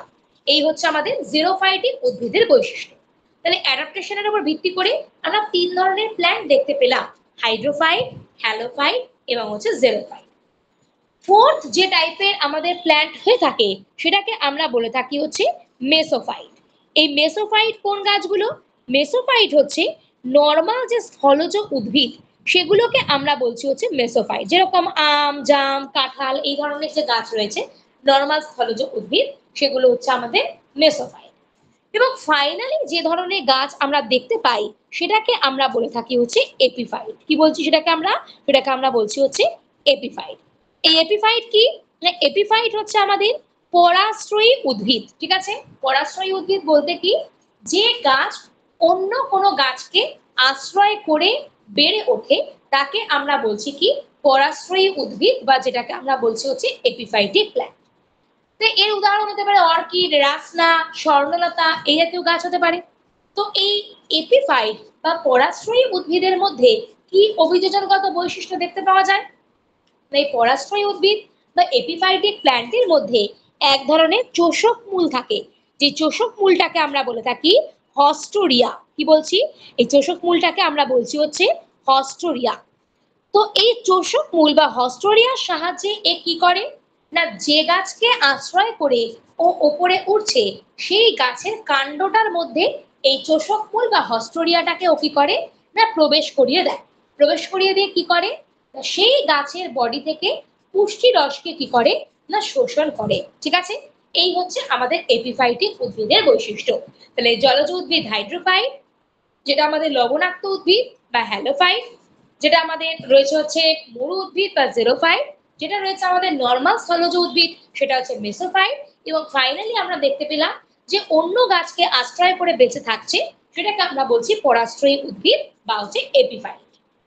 এবার আমাদের নেক্সট প্রশ্ন হচ্ছে এই যে উদ্ভিদ অভিযোজনের উপর ভিত্তি করে আমরা উদ্ভিদের এতগুলো এই ধরনের ক্লাসিফিকেশন গুলো যে পড়লাম, তো গাছ হঠাৎ করে এই ধরনের অভিযোজন বা এই ধরনের অ্যাডাপ্টেশন কেন করছে, অর্থাৎ এই অভিযোজনের উদ্দেশ্যটা তার কি কি থাকতে পারে? তো মনে রাখবেন গাছ প্রথমত অ্যাডাপ্টেশন করে কিসের জন্য না ডিফেন্সের জন্য। প্রথম অ্যাডাপ্টেশন কিসের জন্য করছে? ডিফেন্সের জন্য। ডিফেন্স অর্থাৎ কি নিজের প্রতিরক্ষার জন্য, নিজেকে রক্ষা করার জন্য, আত্মরক্ষার জন্য কি করছে না গাছ এই অভিযোজনগত বৈশিষ্ট্য নিজের মধ্যে নিয়ে আসে। তো কোন কোন গাছের ক্ষেত্রে আমরা এরকম আত্মরক্ষার জন্য গাছ অভিযোজিত করছে নিজেকে সেই বৈশিষ্ট্য দেখতে পাই? যেরকম গোলাপ গাছ, গোলাপ গাছে থাকে হচ্ছে শাখা কণ্টক। শাখা কণ্টক মানে কি দেখবেন কাঁটাগুলো, গোলাপ গাছের যে কাঁটা সেটা পাতার মধ্যে থাকে না, সেটা কোথায় থাকে? গাছের কাণ্ডের মধ্যে থাকে। কাণ্ডে গাছের যে শাখা প্রশাখা রয়েছে সেই শাখা প্রশাখার মধ্যে থাকে। তো প্রথম পয়েন্টে সেজন্য আমরা বলছি গোলাপ গাছের যে শাখা কণ্টক সেই শাখা কণ্টককে আমরা বলে থাকি হচ্ছে থর্ন। ঠিক আছে, বা ধরুন আমি বললাম খেজুরের ক্ষেত্রে কিন্তু শাখা প্রশাখায় থাকে না, খেজুরের ক্ষেত্রে কাঁটার কোথায় থাকে, পাতায় থাকে। তাই খেজুরের ক্ষেত্রে এটাকে আমরা বলে থাকি পত্রকণ্টক, বা যেটাকে আমরা বলেছি হচ্ছে স্পাইন বা স্পিন, ঠিক আছে। তো এই যে আমরা বিষয়গুলোকে দেখতে পাচ্ছি যে গোলাপের শাখা কণ্টক বা থর, আমাদের খেজুরের হচ্ছে পত্রকণ্টক বা স্পাইন, এগুলো কি করছে, এদেরকে আত্মরক্ষার সহায়তা করছে। এছাড়াও আমাদের যে কচু গাছ রয়েছে, সেই কচু গাছের মধ্যেও থাকে কি না, র্যাফাইট থাকে। এই র্যাফাইট কি, ছুঁচের গোছার মতন হচ্ছে এক ধরনের অংশ, সেটার জন্যই কচু খেলে কি হয়, আমাদের গলা ফুটফুট করে, ঠিক আছে।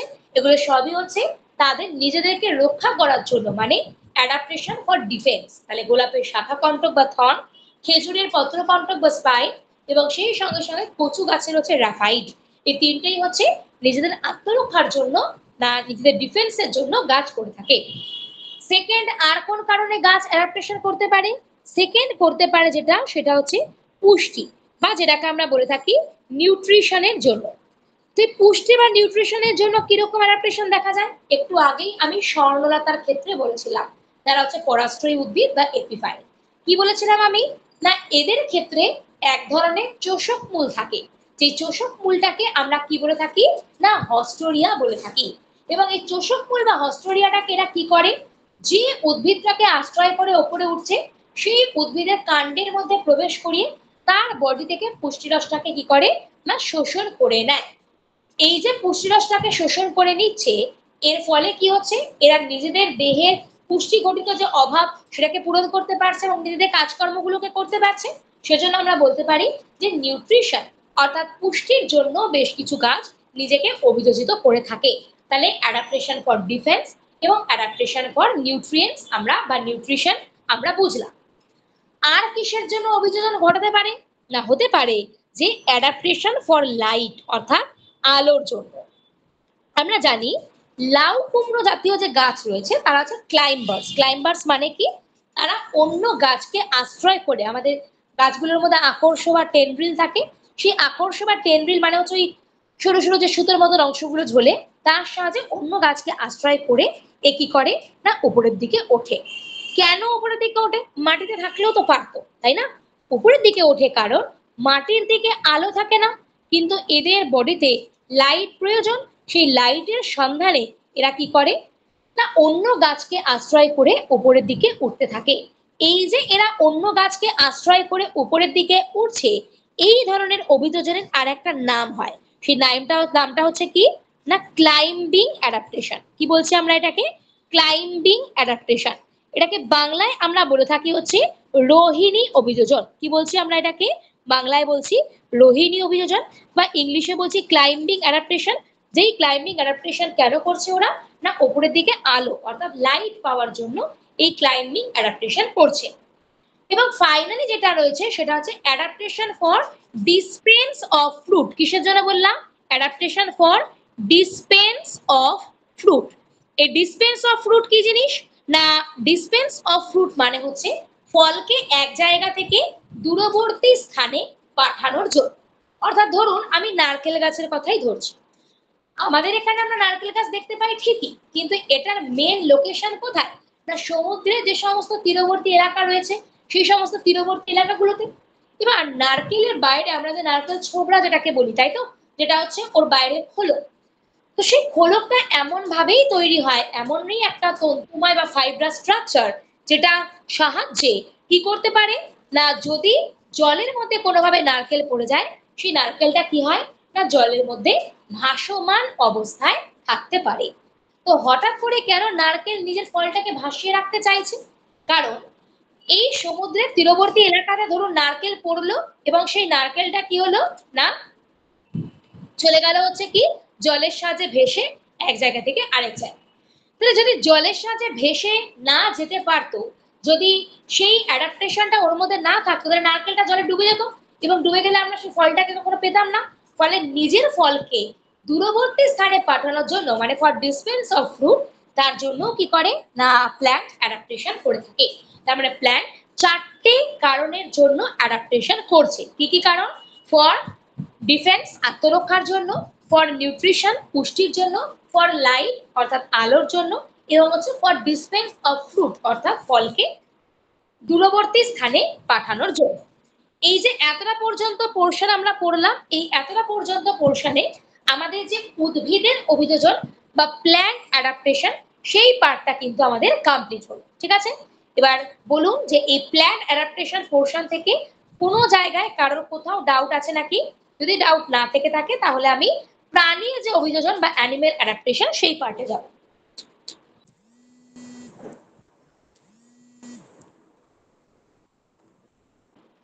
ঠিক আছে ম্যাম ওই যেটা বললেন ওই মরুভূমি এলাকার যে গাছেদের কাণ্ডের মধ্যে একটা কি থাকার জন্য বাষ্পমোচনটা রোধ হয়?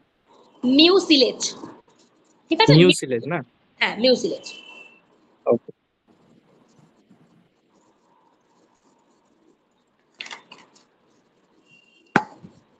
এবার তাহলে আমাদের নেক্সট পার্ট হচ্ছে কি? প্রাণীর অভিযোজন বা যেটাকে আমরা বলে থাকি হচ্ছে অ্যানিমেল অ্যাডাপ্টেশন। আচ্ছা, আরেকটা বিষয় বলে রাখি আপনাদেরকে, সেটা হচ্ছে কি না, ধরুন মটর জাতীয় যে সমস্ত গাছ রয়েছে, ঠিক আছে, সেই সমস্ত গাছ কি করে না, তাদের মূলের যে অর্বুদ, মূলের অর্বুদ মানে মূলের মধ্যে এক রকমের গাঁট মতন স্ট্রাকচার থাকে, ঠিক আছে, তো সেই মূলের অর্বুদের মধ্যে এক ধরনের ব্যাকটেরিয়া আমরা দেখতে পাই। ঠিক আছে, কি ব্যাকটেরিয়া না, রাইজোবিয়াম নামক এক ধরনের ব্যাকটেরিয়া আমরা দেখতে পাই।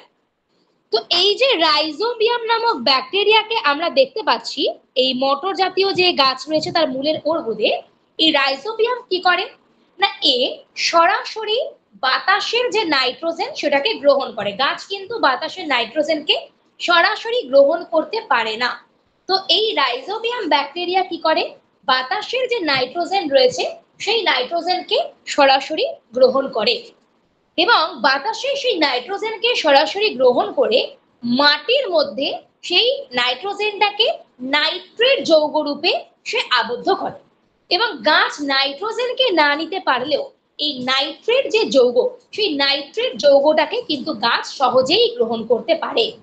ফলে কি না, গাছের বডিতে যে নাইট্রোজেনের ঘাটতি, সেই ঘাটতিটা পূরণ হবে। এই যে মাটির মধ্যে নাইট্রোজেনটাকে আবদ্ধ করলো, এই প্রসেসটাকে আমরা বলে থাকি নাইট্রোজেন ফিক্সেশন। কি বলছি না, এই প্রসেসটাকে আমরা বলছি হচ্ছে নাইট্রোজেন ফিক্সেশন। তারপরে মটর জাতীয় গাছে মূলের অর্বুদে থাকা রাইজোবিয়াম এই যে বাতাসে নাইট্রোজেনকে সরাসরি মাটিতে নাইট্রেট যৌগরূপে আবদ্ধ করছে, এটাকেই আমরা কি বলছি, নাইট্রোজেন ফিক্সেশন বলছি। এবং যে সমস্ত গাছের ক্ষেত্রে এই নাইট্রোজেন ফিক্সেশন আমরা দেখতে পাই তাদেরকে আমরা বলে থাকি নাইট্রোজেন ফিক্সিং প্ল্যান্ট। কি বলছি, নাইট্রোজেন ফিক্সিং প্ল্যান্ট বলছি। এটুকু বলা বাকি ছিল, বলে দিলাম।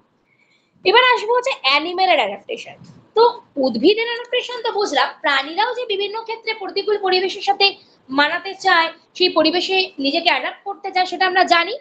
তো প্রাণীর এই যে অ্যাডাপ্টেশন, সেই প্রাণীর অ্যাডাপ্টেশনকে আমরা তিনটে ভাগে ভাগ করতে পারি। কি কি এই তিনটে ভাগ? প্রথম যে ভাগটা রয়েছে সেটাকে আমরা বলে থাকি শারীরবৃত্তীয় অভিযোজন বা যেটাকে আমরা বলছি ফিজিওলজিক্যাল ফিজিওলজিক্যাল অ্যাডাপ্টেশন। তাহলে শারীরবৃত্তীয় অভিযোজন বা ফিজিওলজিক্যাল অ্যাডাপ্টেশন, এটা হচ্ছে প্রাণীর যে অভিযোজন তার প্রথম ভাগ। তো প্রাণীর অভিযোজনের ফিজিওলজিক্যাল অ্যাডাপ্টেশন কথাটা মানে কি? যখন কি করবে না, দেহে যে বিভিন্ন শারীরবৃত্তীয় প্রসেস অর্থাৎ যে বিভিন্ন ফিজিওলজিক্যাল প্রসেস রয়েছে, সেই ফিজিওলজিক্যাল প্রসেসগুলোর মধ্যে যখন কোনো রকম কোনো চেঞ্জেস নিয়ে আসবে, দেহের অভ্যন্তরীণ বিভিন্ন পদ্ধতির মধ্যে যখন চেঞ্জেস নিয়ে আসবে যাতে করে সে প্রতিকূল পরিবেশের সাথে মানিয়ে নিতে পারে, তাকে আমরা বলবো হচ্ছে শারীরবৃত্তীয় অভিযোজন বা ফিজিওলজিক্যাল অ্যাডাপ্টেশন। অর্থাৎ এক কথায় ফিজিওলজিক্যাল প্রসেস বা শারীরবৃত্তীয় পদ্ধতিগুলোতে যখন চেঞ্জেস আনছে সেটাই হচ্ছে আমাদের শারীরবৃত্তীয় অভিযোজন বা ফিজিওলজিক্যাল অ্যাডাপ্টেশন। যেরকম মাছের ক্ষেত্রে আমরা জানি অসমো রেগুলেশন, তাই তো, অসমো রেগুলেশন, বা কিছু কিছু জীবের ক্ষেত্রে আমরা দেখতে পাই হচ্ছে কি থার্মো রেগুলেশন।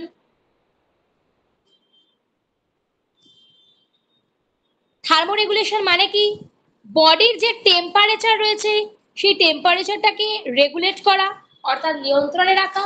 এবং অসমো রেগুলেশন মানে হচ্ছে বডিতে ওয়াটার এবং সল্ট এদের যে কনসেন্ট্রেশন তার মধ্যে একটা ব্যালেন্সকে রেগুলেট করা বা মেনটেন করা, এগুলো হচ্ছে অসমো রেগুলেশন। তো এই অসমো রেগুলেশন এবং থার্মো রেগুলেশন দুটোই কি শারীরবৃত্তীয় পদ্ধতির পরিবর্তনের মাধ্যমে আমাদেরকে অর্জন করতে হচ্ছে, সেই জন্য এগুলো শারীরবৃত্তীয় অভিযোজন বা ফিজিওলজিক্যাল অ্যাডাপ্টেশনের মধ্যে পড়ছে। এবার এই শারীরবৃত্তীয় ফিজিওলজিক্যাল অ্যাডাপ্টেশনের পরে নেক্সট কি রয়েছে, নেক্সট যেটা আমাদের রয়েছে সেটা হচ্ছে অঙ্গ সংস্থানিক অভিযোজন বা যেটাকে আমরা বলে থাকি মরফোলজিক্যাল এভিডেন্স। এটা একটু বড় হবে, ঠিক আছে। তো সেকেন্ড যে টাইপের অভিযোজন আমরা দেখতে পাচ্ছি সেটা হচ্ছে অঙ্গ সংস্থানিক অভিযোজন বা যেটাকে আমরা বললাম কি না মরফোলজিক্যাল অ্যাডাপ্টেশন। তো এই অঙ্গ সংস্থানিক অভিযোজন বা মরফোলজিক্যাল অ্যাডাপ্টেশনের মধ্যে আমরা তিনটে ভাগ পাই। কি কি তিনটে ভাগ না, অঙ্গ সংস্থানিক গঠন 3 রকমের অর্গানিজম থাকতে পারে এবং 3 রকমের অর্গানিজমের ক্ষেত্রে চেঞ্জ হতে পারে। কি কি, একটা হতে পারে আমাদের জলজ জীবের ক্ষেত্রে চেঞ্জেস আসতে পারে, অর্থাৎ যেটাকে আমরা বলবো হচ্ছে অ্যাকোয়াটিক। একটা হতে পারে কি আমাদের যে স্থলজ জীব রয়েছে তাদের ক্ষেত্রে চেঞ্জেস আসতে পারে, অর্থাৎ যেটাকে আমরা বলছি হচ্ছে কি না টেরেস্ট্রিয়াল। এবং আরেকটা হচ্ছে আমাদের যেগুলো খেচর প্রাণী রয়েছে, খেচর প্রাণী মানে উড়ে উড়ে বেড়াচ্ছে, ঠিক আছে, অর্থাৎ ভোল্যান্ট আমরা এদেরকে বলে থাকি। তো তাদের ক্ষেত্রেও কিন্তু এই মরফোলজিক্যাল অ্যাডাপ্টেশন আমরা দেখতে পেতে পারি। তাহলে জলজ জীবের ক্ষেত্রে হলে অ্যাকোয়াটিক, স্থলজ জীবের ক্ষেত্রে হলে টেরেস্ট্রিয়াল এবং খেচর জীবের ক্ষেত্রে হলে হচ্ছে ভোল্যান্ট। এবার প্রশ্ন হচ্ছে যে অ্যাকোয়াটিকের আবার দুটো ভাগ হয়। কি কি, একটাকে আমরা বলে থাকি প্রাইমারি অ্যাকোয়াটিক এবং আরেকটাকে বলে থাকি সেকেন্ডারি অ্যাকোয়াটিক। কি জিনিস আমি বলছি, ঠিক একই রকম ভাবে আমরা যদি ভোল্যান্টকে বলি, ভোল্যান্টেরও দুটো হতে পারে, একটা হতে পারে প্রাইমারি ভোল্যান্ট এবং আরেকটা হতে পারে সেকেন্ডারি ভোল্যান্ট। তো প্রাইমারি অ্যাকোয়াটিক এবং সেকেন্ডারি অ্যাকোয়াটিক মানে কি, মনে রাখবেন যে সমস্ত অ্যাকোয়াটিক অর্গানিজমস গুলো অর্থাৎ যে সমস্ত জলজ জীবগুলোর যারা পূর্বপুরুষ রয়েছে, সেই পূর্বপুরুষ থেকে শুরু করে বর্তমান পুরুষ সবাই জলে বসবাস করে, তাদেরকে আমরা বলে থাকি প্রাইমারি অ্যাকোয়াটিক। কি বললাম তাহলে, পূর্বপুরুষ থেকে শুরু করে বর্তমান পুরুষ সবাই যদি কি হয় না বসবাস করে থাকে কিসের মধ্যে, না জলের মধ্যেই বসবাস করে থাকে, তাদেরকে আমরা বলছি হচ্ছে প্রাইমারি অ্যাকোয়াটিক। উল্টো দিকে সেকেন্ডারি অ্যাকোয়াটিক কি জিনিস, সেকেন্ডারি অ্যাকোয়াটিক হচ্ছে না যখন আমরা দেখতে পাবো কি না সেকেন্ডারি অ্যাকোয়াটিকের ক্ষেত্রে আমরা দেখতে পাচ্ছি যে যখন কোনো একটা জীবের যারা পূর্বপুরুষ রয়েছে তারা জলে বসবাস করছে না, হঠাৎ করে বর্তমান পুরুষ কি করছে না জলে বসবাস করতে শুরু করেছে, অর্থাৎ পূর্বপুরুষের মধ্যে যে ক্যারেক্টার ছিল না সেরকম ধরনের কোনো ক্যারেক্টার আস্তে আস্তে পরবর্তী প্রজন্মগুলোতে আসতে শুরু করেছে, তখন সেগুলোকে আমরা বলবো হচ্ছে সেকেন্ডারি অ্যাকোয়াটিক। প্রাইমারি অ্যাকোয়াটিকের মধ্যে কে পড়তে পারে, যত মাছ রয়েছে ফিশ, কারণ কি তাদের পূর্বপুরুষ থেকে শুরু করে বর্তমান পুরুষ সবাই জলেই বসবাস করে, তাই এরা হচ্ছে প্রাইমারি অ্যাকোয়াটিক। কিন্তু সেকেন্ডারি অ্যাকোয়াটিক কি, ধরুন আমি বলছি সাপ বা তিমি বা কুমির, এদের ক্ষেত্রে কিন্তু কোনো একটা সময় এদের যে পূর্বপুরুষ ছিল তারা স্থলে থাকতো, জলে থাকতো না, কিন্তু পরবর্তীকালে অ্যাডাপ্টেশনের থ্রুতে যত এরা এগিয়েছে আস্তে আস্তে কি না এরা জলেও বসবাস করা শুরু করেছে। সেই জন্য এই সাপ কুমির তিমি এগুলোকে আমরা কার মধ্যে ফেলছি না সেকেন্ডারি অ্যাকোয়াটিকের মধ্যে ফেলছি। তার মানে নিজের অঙ্গের গঠনের, নিজের অঙ্গ সংস্থানিক গঠনের পরিবর্তন আনলে অঙ্গ সংস্থানিক বা মরফোলজিক্যাল অ্যাডাপ্টেশন, যার প্রথম ভাগ হচ্ছে অ্যাকোয়াটিক, অর্থাৎ জলজ জীব যখন নিজের অঙ্গ সংস্থানে পরিবর্তন আনবে সেটা হচ্ছে অ্যাকোয়াটিক। যদি আমরা দেখতে পাই যে জলজ জীবের পূর্বপুরুষ থেকে শুরু করে বর্তমান পুরুষ সবাই জলে বসবাস করছে, সেটা হচ্ছে প্রাইমারি অ্যাকোয়াটিক। আর যদি শুধুমাত্র বর্তমান পুরুষ বা কিছু প্রজন্ম জলে বসবাস করছে, বাকিরা একসময় স্থলেই বসবাস করতো, তখন সেটাকে আমরা বলছি হচ্ছে সেকেন্ডারি অ্যাকোয়াটিক। ঠিক একই রকম ভাবে খেচর বা ভোল্যান্টের ক্ষেত্রেও জিনিসটা সেম। কি কি, একটা হচ্ছে প্রাইমারি ভোল্যান্ট এবং আরেকটা হচ্ছে আমাদের সেকেন্ডারি ভোল্যান্ট। প্রাইমারি ভোল্যান্ট কি, ভোল্যান্ট মানেই বলেছি আকাশে উড়বে, তার মানে যাদের পূর্বপুরুষ থেকে শুরু করে বর্তমান পুরুষ সবাই আকাশে উড়ে বেড়ায় তারা হচ্ছে প্রাইমারি ভোল্যান্ট, ঠিক আছে। এবং সেকেন্ডারি ভোল্যান্ট কারা না যাদের পূর্বপুরুষ আকাশে উড়তো না কিন্তু বর্তমান পুরুষের মধ্যে আমরা এই ধরনের ক্যারেক্টার দেখতে পাচ্ছি, তাদেরকে আমরা বলছি হচ্ছে সেকেন্ডারি ভোল্যান্ট। প্রাইমারি ভোল্যান্টের মধ্যে কে পড়বে না যত পাখি রয়েছে তারা সবাই পড়বে হচ্ছে প্রাইমারি ভোল্যান্টের মধ্যে, কারণ পূর্বপুরুষ থেকে শুরু করে সবাই কিন্তু এরা আকাশে উড়ে বেড়াতো। কিন্তু সেকেন্ডারি ভোল্যান্টের মধ্যে কারা পড়ছে? না এর মধ্যে পড়ছে হচ্ছে, ধরুন আমি বলছি উড়ুক্কু মাছ, ঠিক আছে? তো সেই উড়ুক্কু মাছটার পূর্বপুরুষরা কিন্তু উড়তো না। বর্তমান পুরুষের ক্ষেত্রে আমরা উড়ুক্কু মাছ মানে কিন্তু মাছটা আকাশে উড়ে উড়ে বেড়ায় তেমন নয়, এরা এত জোরে লাফ দিতে পারে সেজন্য এটাকে বলে উড়ুক্কু মাছ, ঠিক আছে? যেহেতু বাতাসে ভাসতে পারছে সেই জন্য নামটা হচ্ছে উড়ুক্কু মাছ। তো এদের পূর্বপুরুষ এটা করতে পারতো না, কিন্তু ধীরে ধীরে ডেভেলপমেন্টের থ্রুতে যত এগিয়েছে তত করতে পারছে। তার মানে এটা হচ্ছে কি আমার সেকেন্ডারি যে ভোল্যান্ট, সেই সেকেন্ডারি ভোল্যান্টের এক্সাম্পল। তাই অ্যাকোয়াটিকের মধ্যেও প্রাইমারি অ্যাকোয়াটিক, সেকেন্ডারি অ্যাকোয়াটিক, এবং ভোল্যান্টের মধ্যেও আমরা প্রাইমারি ভোল্যান্ট আর সেকেন্ডারি ভোল্যান্ট দেখলাম, এবং দুটো ডেফিনেশন গুলো খানিকটা একই রকম, শুধুমাত্র এদের যে এক্সাম্পল গুলো রয়েছে সেই এক্সাম্পল গুলো হচ্ছে আলাদা। এবার আমাদের আলোচনার বিষয় হচ্ছে যেটা টেরেস্ট্রিয়াল, অর্থাৎ যে সমস্ত জীবগুলো স্থলে বসবাস করে। তো স্থলজ জীব বা টেরেস্ট্রিয়াল যারা রয়েছে তাদের ক্ষেত্রে আমরা অনেকগুলো টাইপের অ্যাডাপ্টেশন দেখতে পাই। পুরোটা কিন্তু মরফোলজিক্যালের আন্ডারেই চলছে, ঠিক আছে? যেহেতু টেরেস্ট্রিয়ালটা বড় তাই আমি পুরোটাকে রিমুভ করে দিয়ে শুধু টেরেস্ট্রিয়ালটাকে নিয়েই আলোচনা করছি। তো টেরেস্ট্রিয়ালের মধ্যে প্রথম যে টাইপের অ্যাডাপ্টেশন হতে পারে সেটাকে আমরা বলে থাকি ডেজার্ট অ্যাডাপ্টেশন। ডেজার্ট অ্যাডাপ্টেশন কি? না জীবটা মরুভূমিতে থাকার জন্য যা যা ক্যারেক্টার প্রয়োজন সেই সমস্ত ক্যারেক্টার নিজের মধ্যে নিয়ে এসেছে, তখন সেটাকে আমরা কি বলছি? না ডেজার্ট অ্যাডাপ্টেশন বলছি। মরুভূমিতে থাকার জন্য প্রয়োজনীয় ক্যারেক্টার যখন নিজের মধ্যে নিয়ে আসবে সেটাকে আমরা কি বললাম? না ডেজার্ট অ্যাডাপ্টেশন বললাম। তো ডেজার্ট অ্যাডাপ্টেশন কার ক্ষেত্রে দেখতে পাওয়া যায়? যেরকম উটের ক্ষেত্রে আমরা দেখতে পাই। কি রকম? না আপনাদের দেখে মনে হবে উটের ক্ষেত্রে আবার কি এক্সট্রা ক্যারেক্টার রয়েছে। আছে, ওদের যে পায়ের স্ট্রাকচারটা থাকে সেই স্ট্রাকচারটা এমন ভাবেই তৈরি যাতে করে বালির মধ্যে সে জিনিসটা গেঁথে বসে না যায়। সেকেন্ড কি? না পায়ের যে স্ট্রাকচার সেই পায়ের স্ট্রাকচারটা এমন হয়, দেখবে পায়ের নিচে একটা মোটা খুরের মতন স্ট্রাকচার থাকে। কেন থাকে? কারণ এদেরকে গরম বালির উপরে হেঁটে হেঁটে বেড়াতে হবে, যার ফলে যদি পায়ে এই ধরনের শক্ত স্ট্রাকচার না থাকতো তাহলে বালির গরমটা পায়ে লাগতো, সেটা না হয় সেই জন্য পায়ের ক্ষেত্রে আমরা ওই মরুভূমি অঞ্চলের সাথে মানিয়ে নিতে পারে এই রকমই অভিযোজনগত বৈশিষ্ট্য দেখতে পাচ্ছি। সেই সঙ্গে সঙ্গে দেখবেন উটের ক্ষেত্রে পা গুলো খুব লম্বা লম্বা হয়। কেন লম্বা হয়? যাতে করে পা অর্থাৎ বালি যে রয়েছে তার থেকে বডির পোর্শনটা অনেকটা উঁচুতে থাকে। কেন? কাছাকাছি যদি থাকে, মাটির যদি কাছাকাছি থাকে বা বালির কাছাকাছি যদি থাকে তাহলে কি হবে? গরমটা বেশি অ্যাবজর্ব হবে এদের বডিতে, যাতে সেই গরমের হাত থেকে নিজেদেরকে খানিকটা হলেও রক্ষা করতে পারে। সেই জন্য পা গুলো কি হয়? না বড় বড় হয়।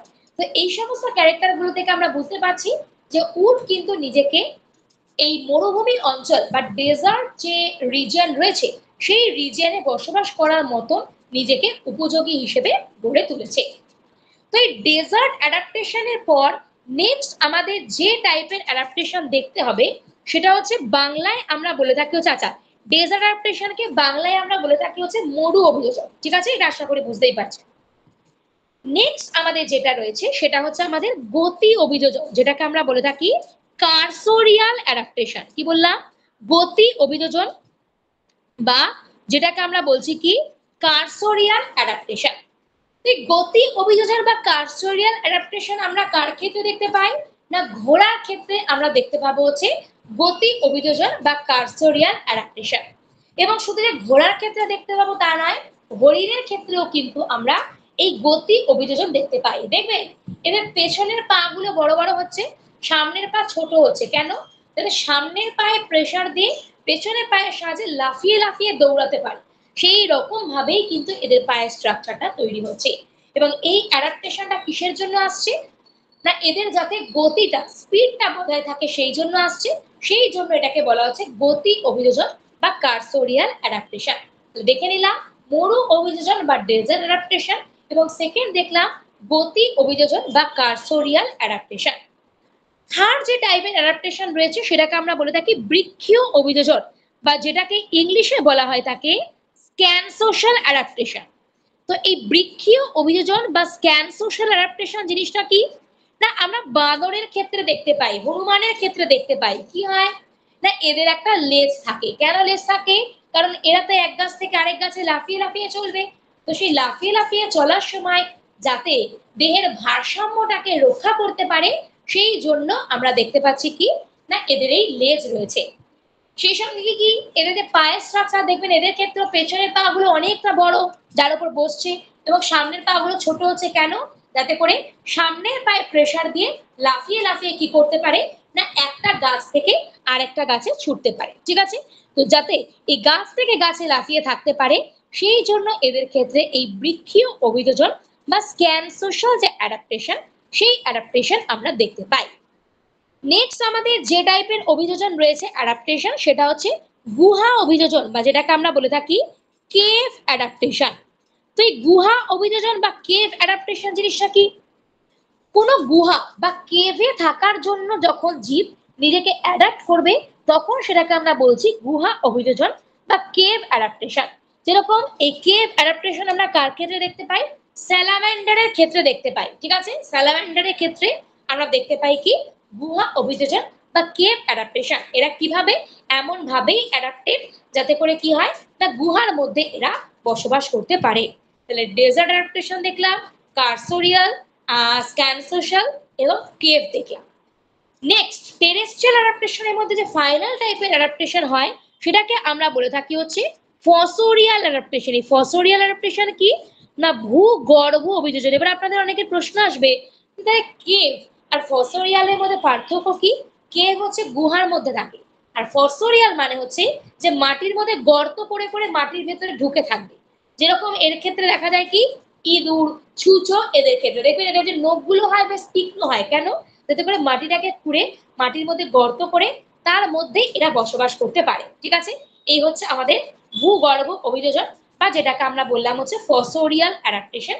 সেই ফসোরিয়াল অ্যাডাপ্টেশন টেরেস্ট্রিয়ালের মধ্যে এই পাঁচটা টাইপই আমরা দেখতে পাই, ডেজার্ট বা মরু, কার্সোরিয়াল বা হচ্ছে গতি, স্ক্যান সোশ্যাল বা বৃক্ষীয়, কেভ বা গুহা এবং সেই সঙ্গে সঙ্গে হচ্ছে ফসোরিয়াল বা যেটাকে বললাম আমরা ভূগর্ভ অভিযোজন। তাহলে আমাদের প্রথম টাইপ অর্থাৎ ফিজিওলজিক্যাল সেটাও আমরা দেখলাম, এবং মরফোলজিক্যালের মধ্যে যে তিনটে টাইপ হলো অ্যাকোয়াটিক, টেরেস্ট্রিয়াল এবং সেই সঙ্গে সঙ্গে ভোল্যান্ট, সেই পুরো পার্টটাও আমরা দেখলাম। এবার এগুলোর পরে নেক্সট আমাদের যে টাইপের অ্যানিমাল অ্যাডাপ্টেশন আমরা দেখতে পাই সেটাকে আমরা বলে থাকি হচ্ছে স্পেশাল অ্যাডাপ্টেশন। কি বলছি সেটাকে আমরা বলছি হচ্ছে স্পেশাল অ্যাডাপ্টেশন। তো এই স্পেশাল অ্যাডাপ্টেশন বা যেটাকে আমরা বলছি বিশেষ অভিযোজন, সেই স্পেশাল অ্যাডাপ্টেশন বা বিশেষ অভিযোজন কি জিনিস না, এই মরফোলজিক্যাল এবং হচ্ছে ফিজিওলজিক্যাল বাদে যদি কোনো রকম কোনো অ্যাডাপ্টেশন দেখতে পাওয়া যায় সেটাকে আমরা বলছি হচ্ছে স্পেশাল অ্যাডাপ্টেশন। স্পেশাল অ্যাডাপ্টেশনের মধ্যে দুটো মানে বিশেষ যে এক্সাম্পল হয়ে থাকে সেটাকে আমরা বলে থাকি হচ্ছে মিমিক্রি। কি বললাম তাহলে, স্পেশাল অ্যাডাপ্টেশনের মধ্যে যেটা আমরা দেখতে পাই সেটাকে আমরা বলে থাকি মিমিক্রি। মিমিক্রি করা মানে কি, অন্যকে নকল করা, অন্যকে ভেঙানো, এটাকে আমরা বলে থাকি হচ্ছে মিমিক্রি করা। ঠিক আছে, তো এই যে মিমিক্রি, এই মিমিক্রি দু রকমের হতে পারে। কি কি টাইপের হতে পারে না, একটাকে আমরা বলে থাকি হচ্ছে প্রোটেক্টিভ মিমিক্রি,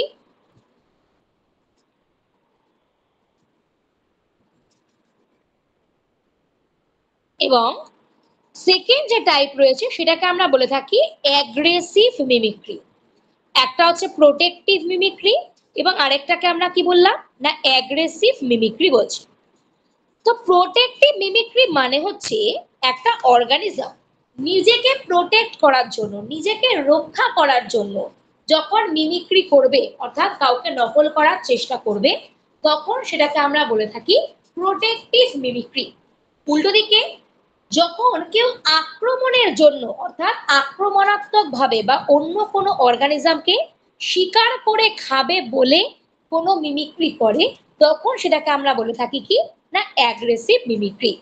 তো প্রোটেক্টিভ মিমিক্রির এক্সাম্পল কি, একটা এক্সাম্পল দিই, সেটা হচ্ছে কাল্লিমা প্যারালেক্টো। এই যে কাল্লিমা প্যারালেক্টো রয়েছে, সেই কাল্লিমা প্যারালেক্টো কি করছে না আত্মরক্ষার জন্য, ধরুন ও একটা গাছের ডালের ওপর রয়েছে, তো কাল্লিমা প্যারালেক্টো কি করে না নিজের দেহের বর্ণ স্ট্রাকচার মানে বর্ণটাকে বদলে দিয়ে ওই শুকনো গাছের ডালের আকৃতি যেরকম ঠিক সেই শুকনো গাছের ডালের মতন আকৃতি ধারণ করে বসে থাকে। যার ফলে কি হয়, যার ফলে যদি কোনো অর্গানিজম ওকে শিকার করে খেতে আসে, সে গাছের ডালের সঙ্গে ওর পার্থক্য করতে পারে না, এবং পার্থক্য না করতে পারার কারণে কি হয় না, ওকে চিনতে পারে না, ফলে ওকে আর খেতেও পারে না। তার মানে কি করছে, এই যে শুকনো গাছের ডালের মতো আকৃতি বা রং ধারণ করছে কার্লিমা প্যারালেক্টো, তার সাহায্যে সে নিজেকে প্রোটেক্ট করছে, তাই তো, আত্মরক্ষা করছে। সেই জন্য এই ধরনের মিমিক্রিকে আমরা কি বলছি, প্রোটেক্টিভ মিমিক্রি বলছি। কারণ এই প্রোটেক্টিভ মিমিক্রির সাহায্যে কার্লিমা প্যারালেক্টো কি করছে না, নিজেকে রক্ষা করছে। উল্টো দিকে অ্যাগ্রেসিভ মিমিক্রির ক্ষেত্রে আমরা কি দেখবো না, বেশ কিছু মানে পয়জনাস প্রজাতির কি রয়েছে, স্পাইডার রয়েছে। যে স্পাইডার গুলো কি করে না, এইরকমই মিমিক্রি করে, অর্থাৎ ধরুন হচ্ছে গাছের ডালের মতন আকৃতি ধারণ করছে, বা হচ্ছে এমন কিছু সাউন্ড করছে, যাতে করে কি হয় না, অন্য কোনো অর্গানিজম বুঝতেই পারছে না যে ওখানে ওকে খাওয়ার মতন কেউ বসে আছে, মানে নিজেও লুকিয়ে বসে আছে।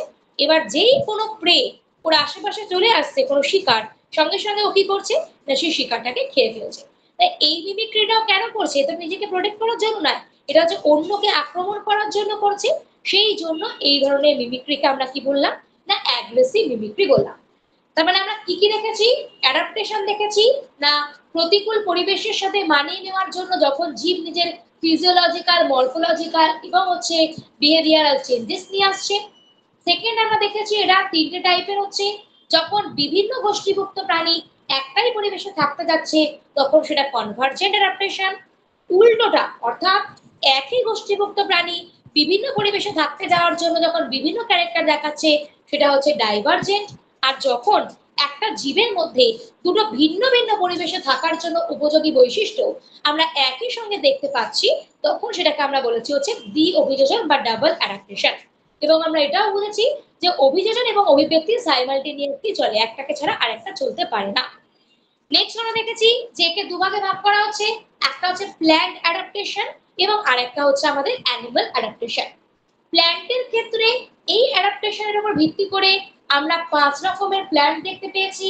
যদি গাছটা জলে থাকে এবং জলজ পরিবেশের সাথে মানিয়ে নেয় হাইড্রোফাইট, লবণাক্ত পরিবেশের সাথে মানালে হচ্ছে হ্যালোফাইট, মরুভূমিতে মানিয়ে নিলে জেরোফাইট, যদি স্থলজ পরিবেশে মানিয়ে থাকে মেসোফাইট, এবং যদি অন্য গাছকে আশ্রয় করে বেঁচে থাকে সেটা হচ্ছে এপিফাইট। কেন গাছ অ্যাডাপ্টেশন করছে না, এটা নিজের ডিফেন্সের জন্য, আত্মরক্ষার জন্য, নিউট্রিশন পুষ্টির জন্য, আলো বা লাইটের জন্য, এবং ফর ডিসপেন্স অফ ফ্রুট অর্থাৎ একটা ফলকে তার দূরবর্তী স্থানে পাঠানোর জন্য এই সমস্ত কাজগুলো করছে। নেক্সট আমরা দেখে নিয়েছি এটা সম্পর্কে যা যা বিষয় রয়েছে। ক্লাইম্বিং অ্যাডাপ্টেশন দেখেছি, এই যে গাছকে বেয়ে ওপরে উঠছে এটাকেই বলছি আমরা ক্লাইম্বিং অ্যাডাপ্টেশন, এবং নাইট্রোজেন ফিক্সেশন বিষয়টাও আমরা বুঝেছি। অ্যানিমেলের ক্ষেত্রে কি দেখেছি, যদি শারীরবৃত্তীয় পদ্ধতির পরিবর্তন আনে সেটা ফিজিওলজিক্যাল, যদি অঙ্গ সংস্থানিক গঠনে পরিবর্তন আনে সেটা মরফোলজিক্যাল, আর যদি এই দুটো বাদে কোনো বিশেষ প্রকৃতির পরিবর্তন আনে সেটা হচ্ছে স্পেশাল। ফিজিওলজিক্যালের মধ্যে দেখেছি অসমোরেগুলেশন, থার্মোরেগুলেশন, এগুলো। মরফোলজিক্যালের মধ্যে তিনটে, জলে থাকলে অ্যাকোয়াটিক, উড়ে বেড়ালে বোল্যান্ড, স্থলে থাকলে হচ্ছে টেরেস্ট্রিয়াল। জলের মধ্যে শুরু থেকে শেষ সবাই যদি জলে থাকে প্রাইমারি অ্যাকোয়াটিক, আর যদি একটা প্রজন্ম জলে থাকতো না পরবর্তী প্রজন্ম থাকা শুরু করেছে সেটা হচ্ছে সেকেন্ডারি অ্যাকোয়াটিক। বোল্যান্ডের ক্ষেত্রেও সেম, পূর্বপুরুষ থেকে শুরু করে সবাই যদি উড়ে বেড়ায় প্রাইমারি বোল্যান্ড, এবং একটা নির্দিষ্ট জেনারেশনের পরে যদি উড়ে বেড়ায় সেটা হচ্ছে সেকেন্ডারি বোল্যান্ড। স্থলজ ক্ষেত্রে আমরা দেখতে পেলাম যদি মরুভূমিতে নিজেকে মানিয়ে নেয় সেটা হচ্ছে ডেজার্ট অ্যাডাপ্টেশন, যদি আমরা দেখতে পাই যে সেটা গতির জন্য করছে কোন অ্যাডাপ্টেশন সেটা হচ্ছে কার্সোরিয়াল, যদি গাছে লাফিয়ে বেড়ানোর জন্য করে সেটা হচ্ছে স্ক্যানসোশাল, যদি গুহায় থাকার জন্য করে সেটা হচ্ছে কেভ, এবং সেই সঙ্গে সঙ্গে আরেকটা দেখতে পাচ্ছি না, যদি দেখা যায় যে সে ভূগর্ভে থাকার জন্য করছে সেটা হচ্ছে ফসোরিয়াল অ্যাডাপ্টেশন। এবং স্পেশালের মধ্যে আমরা দেখলাম যে অন্যকে যে নকল করছে সেই নকল করাকে আমরা বলছি মিমিক্রি। এই মিমিক্রি দু রকমের হচ্ছে, যদি নিজেকে প্রোটেক্ট করার জন্য মিমিক্রি করে সেটা হচ্ছে প্রোটেক্টিভ মিমিক্রি, যেটা কার্লিমা প্যারালেক্টোর ক্ষেত্রে আমরা দেখতে পেয়েছি, এবং যদি অ্যাগ্রেসিভ নেচারে অন্য কাউকে শিকার করে খাওয়ার জন্য মিমিক্রি করে সেটাকে বলছি অ্যাগ্রেসিভ মিমিক্রি, যেটা বিভিন্ন স্পাইডারের ক্ষেত্রে আমরা দেখতে পাই। ঠিক আছে, এবার এই অভিযোজনের মধ্যে উচিত হচ্ছে আমাদের মাছ এবং পায়রা এই দুটো জিনিস দেখে নেওয়া, কিন্তু মাছ আর পায়রার যে অভিযোজনগত বৈশিষ্ট্য সেটা আমরা এই চ্যাপ্টারে দেখবো না। কেন? কারণ এই বিষয়টা আপনাদের যে স্কেলিটাল সিস্টেম রয়েছে বা যেটা আমাদের চলন গমনের পার্টটা করবে, তো সেই পার্টের মধ্যে কি না আমরা অলরেডি সেখানে এই জিনিসটা দেখবো, কারণ পায়ের একটাও দেখতে হবে, মাছেরটাও দেখতে হবে, সেজন্য দুবার করে আমি একই জিনিসকে বলছি না, ঠিক আছে? তো এই হচ্ছে আমাদের যে অ্যাডাপ্টেশন পোর্শন, সেই অ্যাডাপ্টেশন পোর্শনটা পুরোপুরি কমপ্লিট হলো। এবার বলুন যে এই এতটা পর্যন্ত পোর্শনে কোনো জায়গায় কারোর কোথাও ডাউট আছে কিনা? ম্যাম তাহলে উরুক্কু মাছটা কি শুধু অ্যাকোয়াটিক সেকেন্ডারি অ্যাকোয়াটিকে পড়বে না ভোল্যান্ট সেকেন্ডারি ভোল্যান্টেও পড়বে?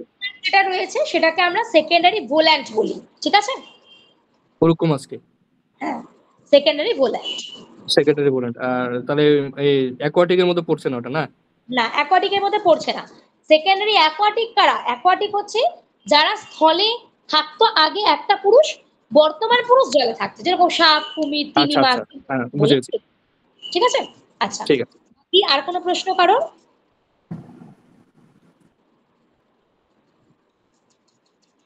ম্যাডাম এই মিমিক্রির 3টে ভাগ জানতাম, ওই আপনি দুটো বললেন, একটা হচ্ছে রক্ষণাত্মক আর একটা হচ্ছে অ্যাগ্রেসিভ, আর একটা দেখছিলাম ওটা জানতাম যে কনসাস বলে।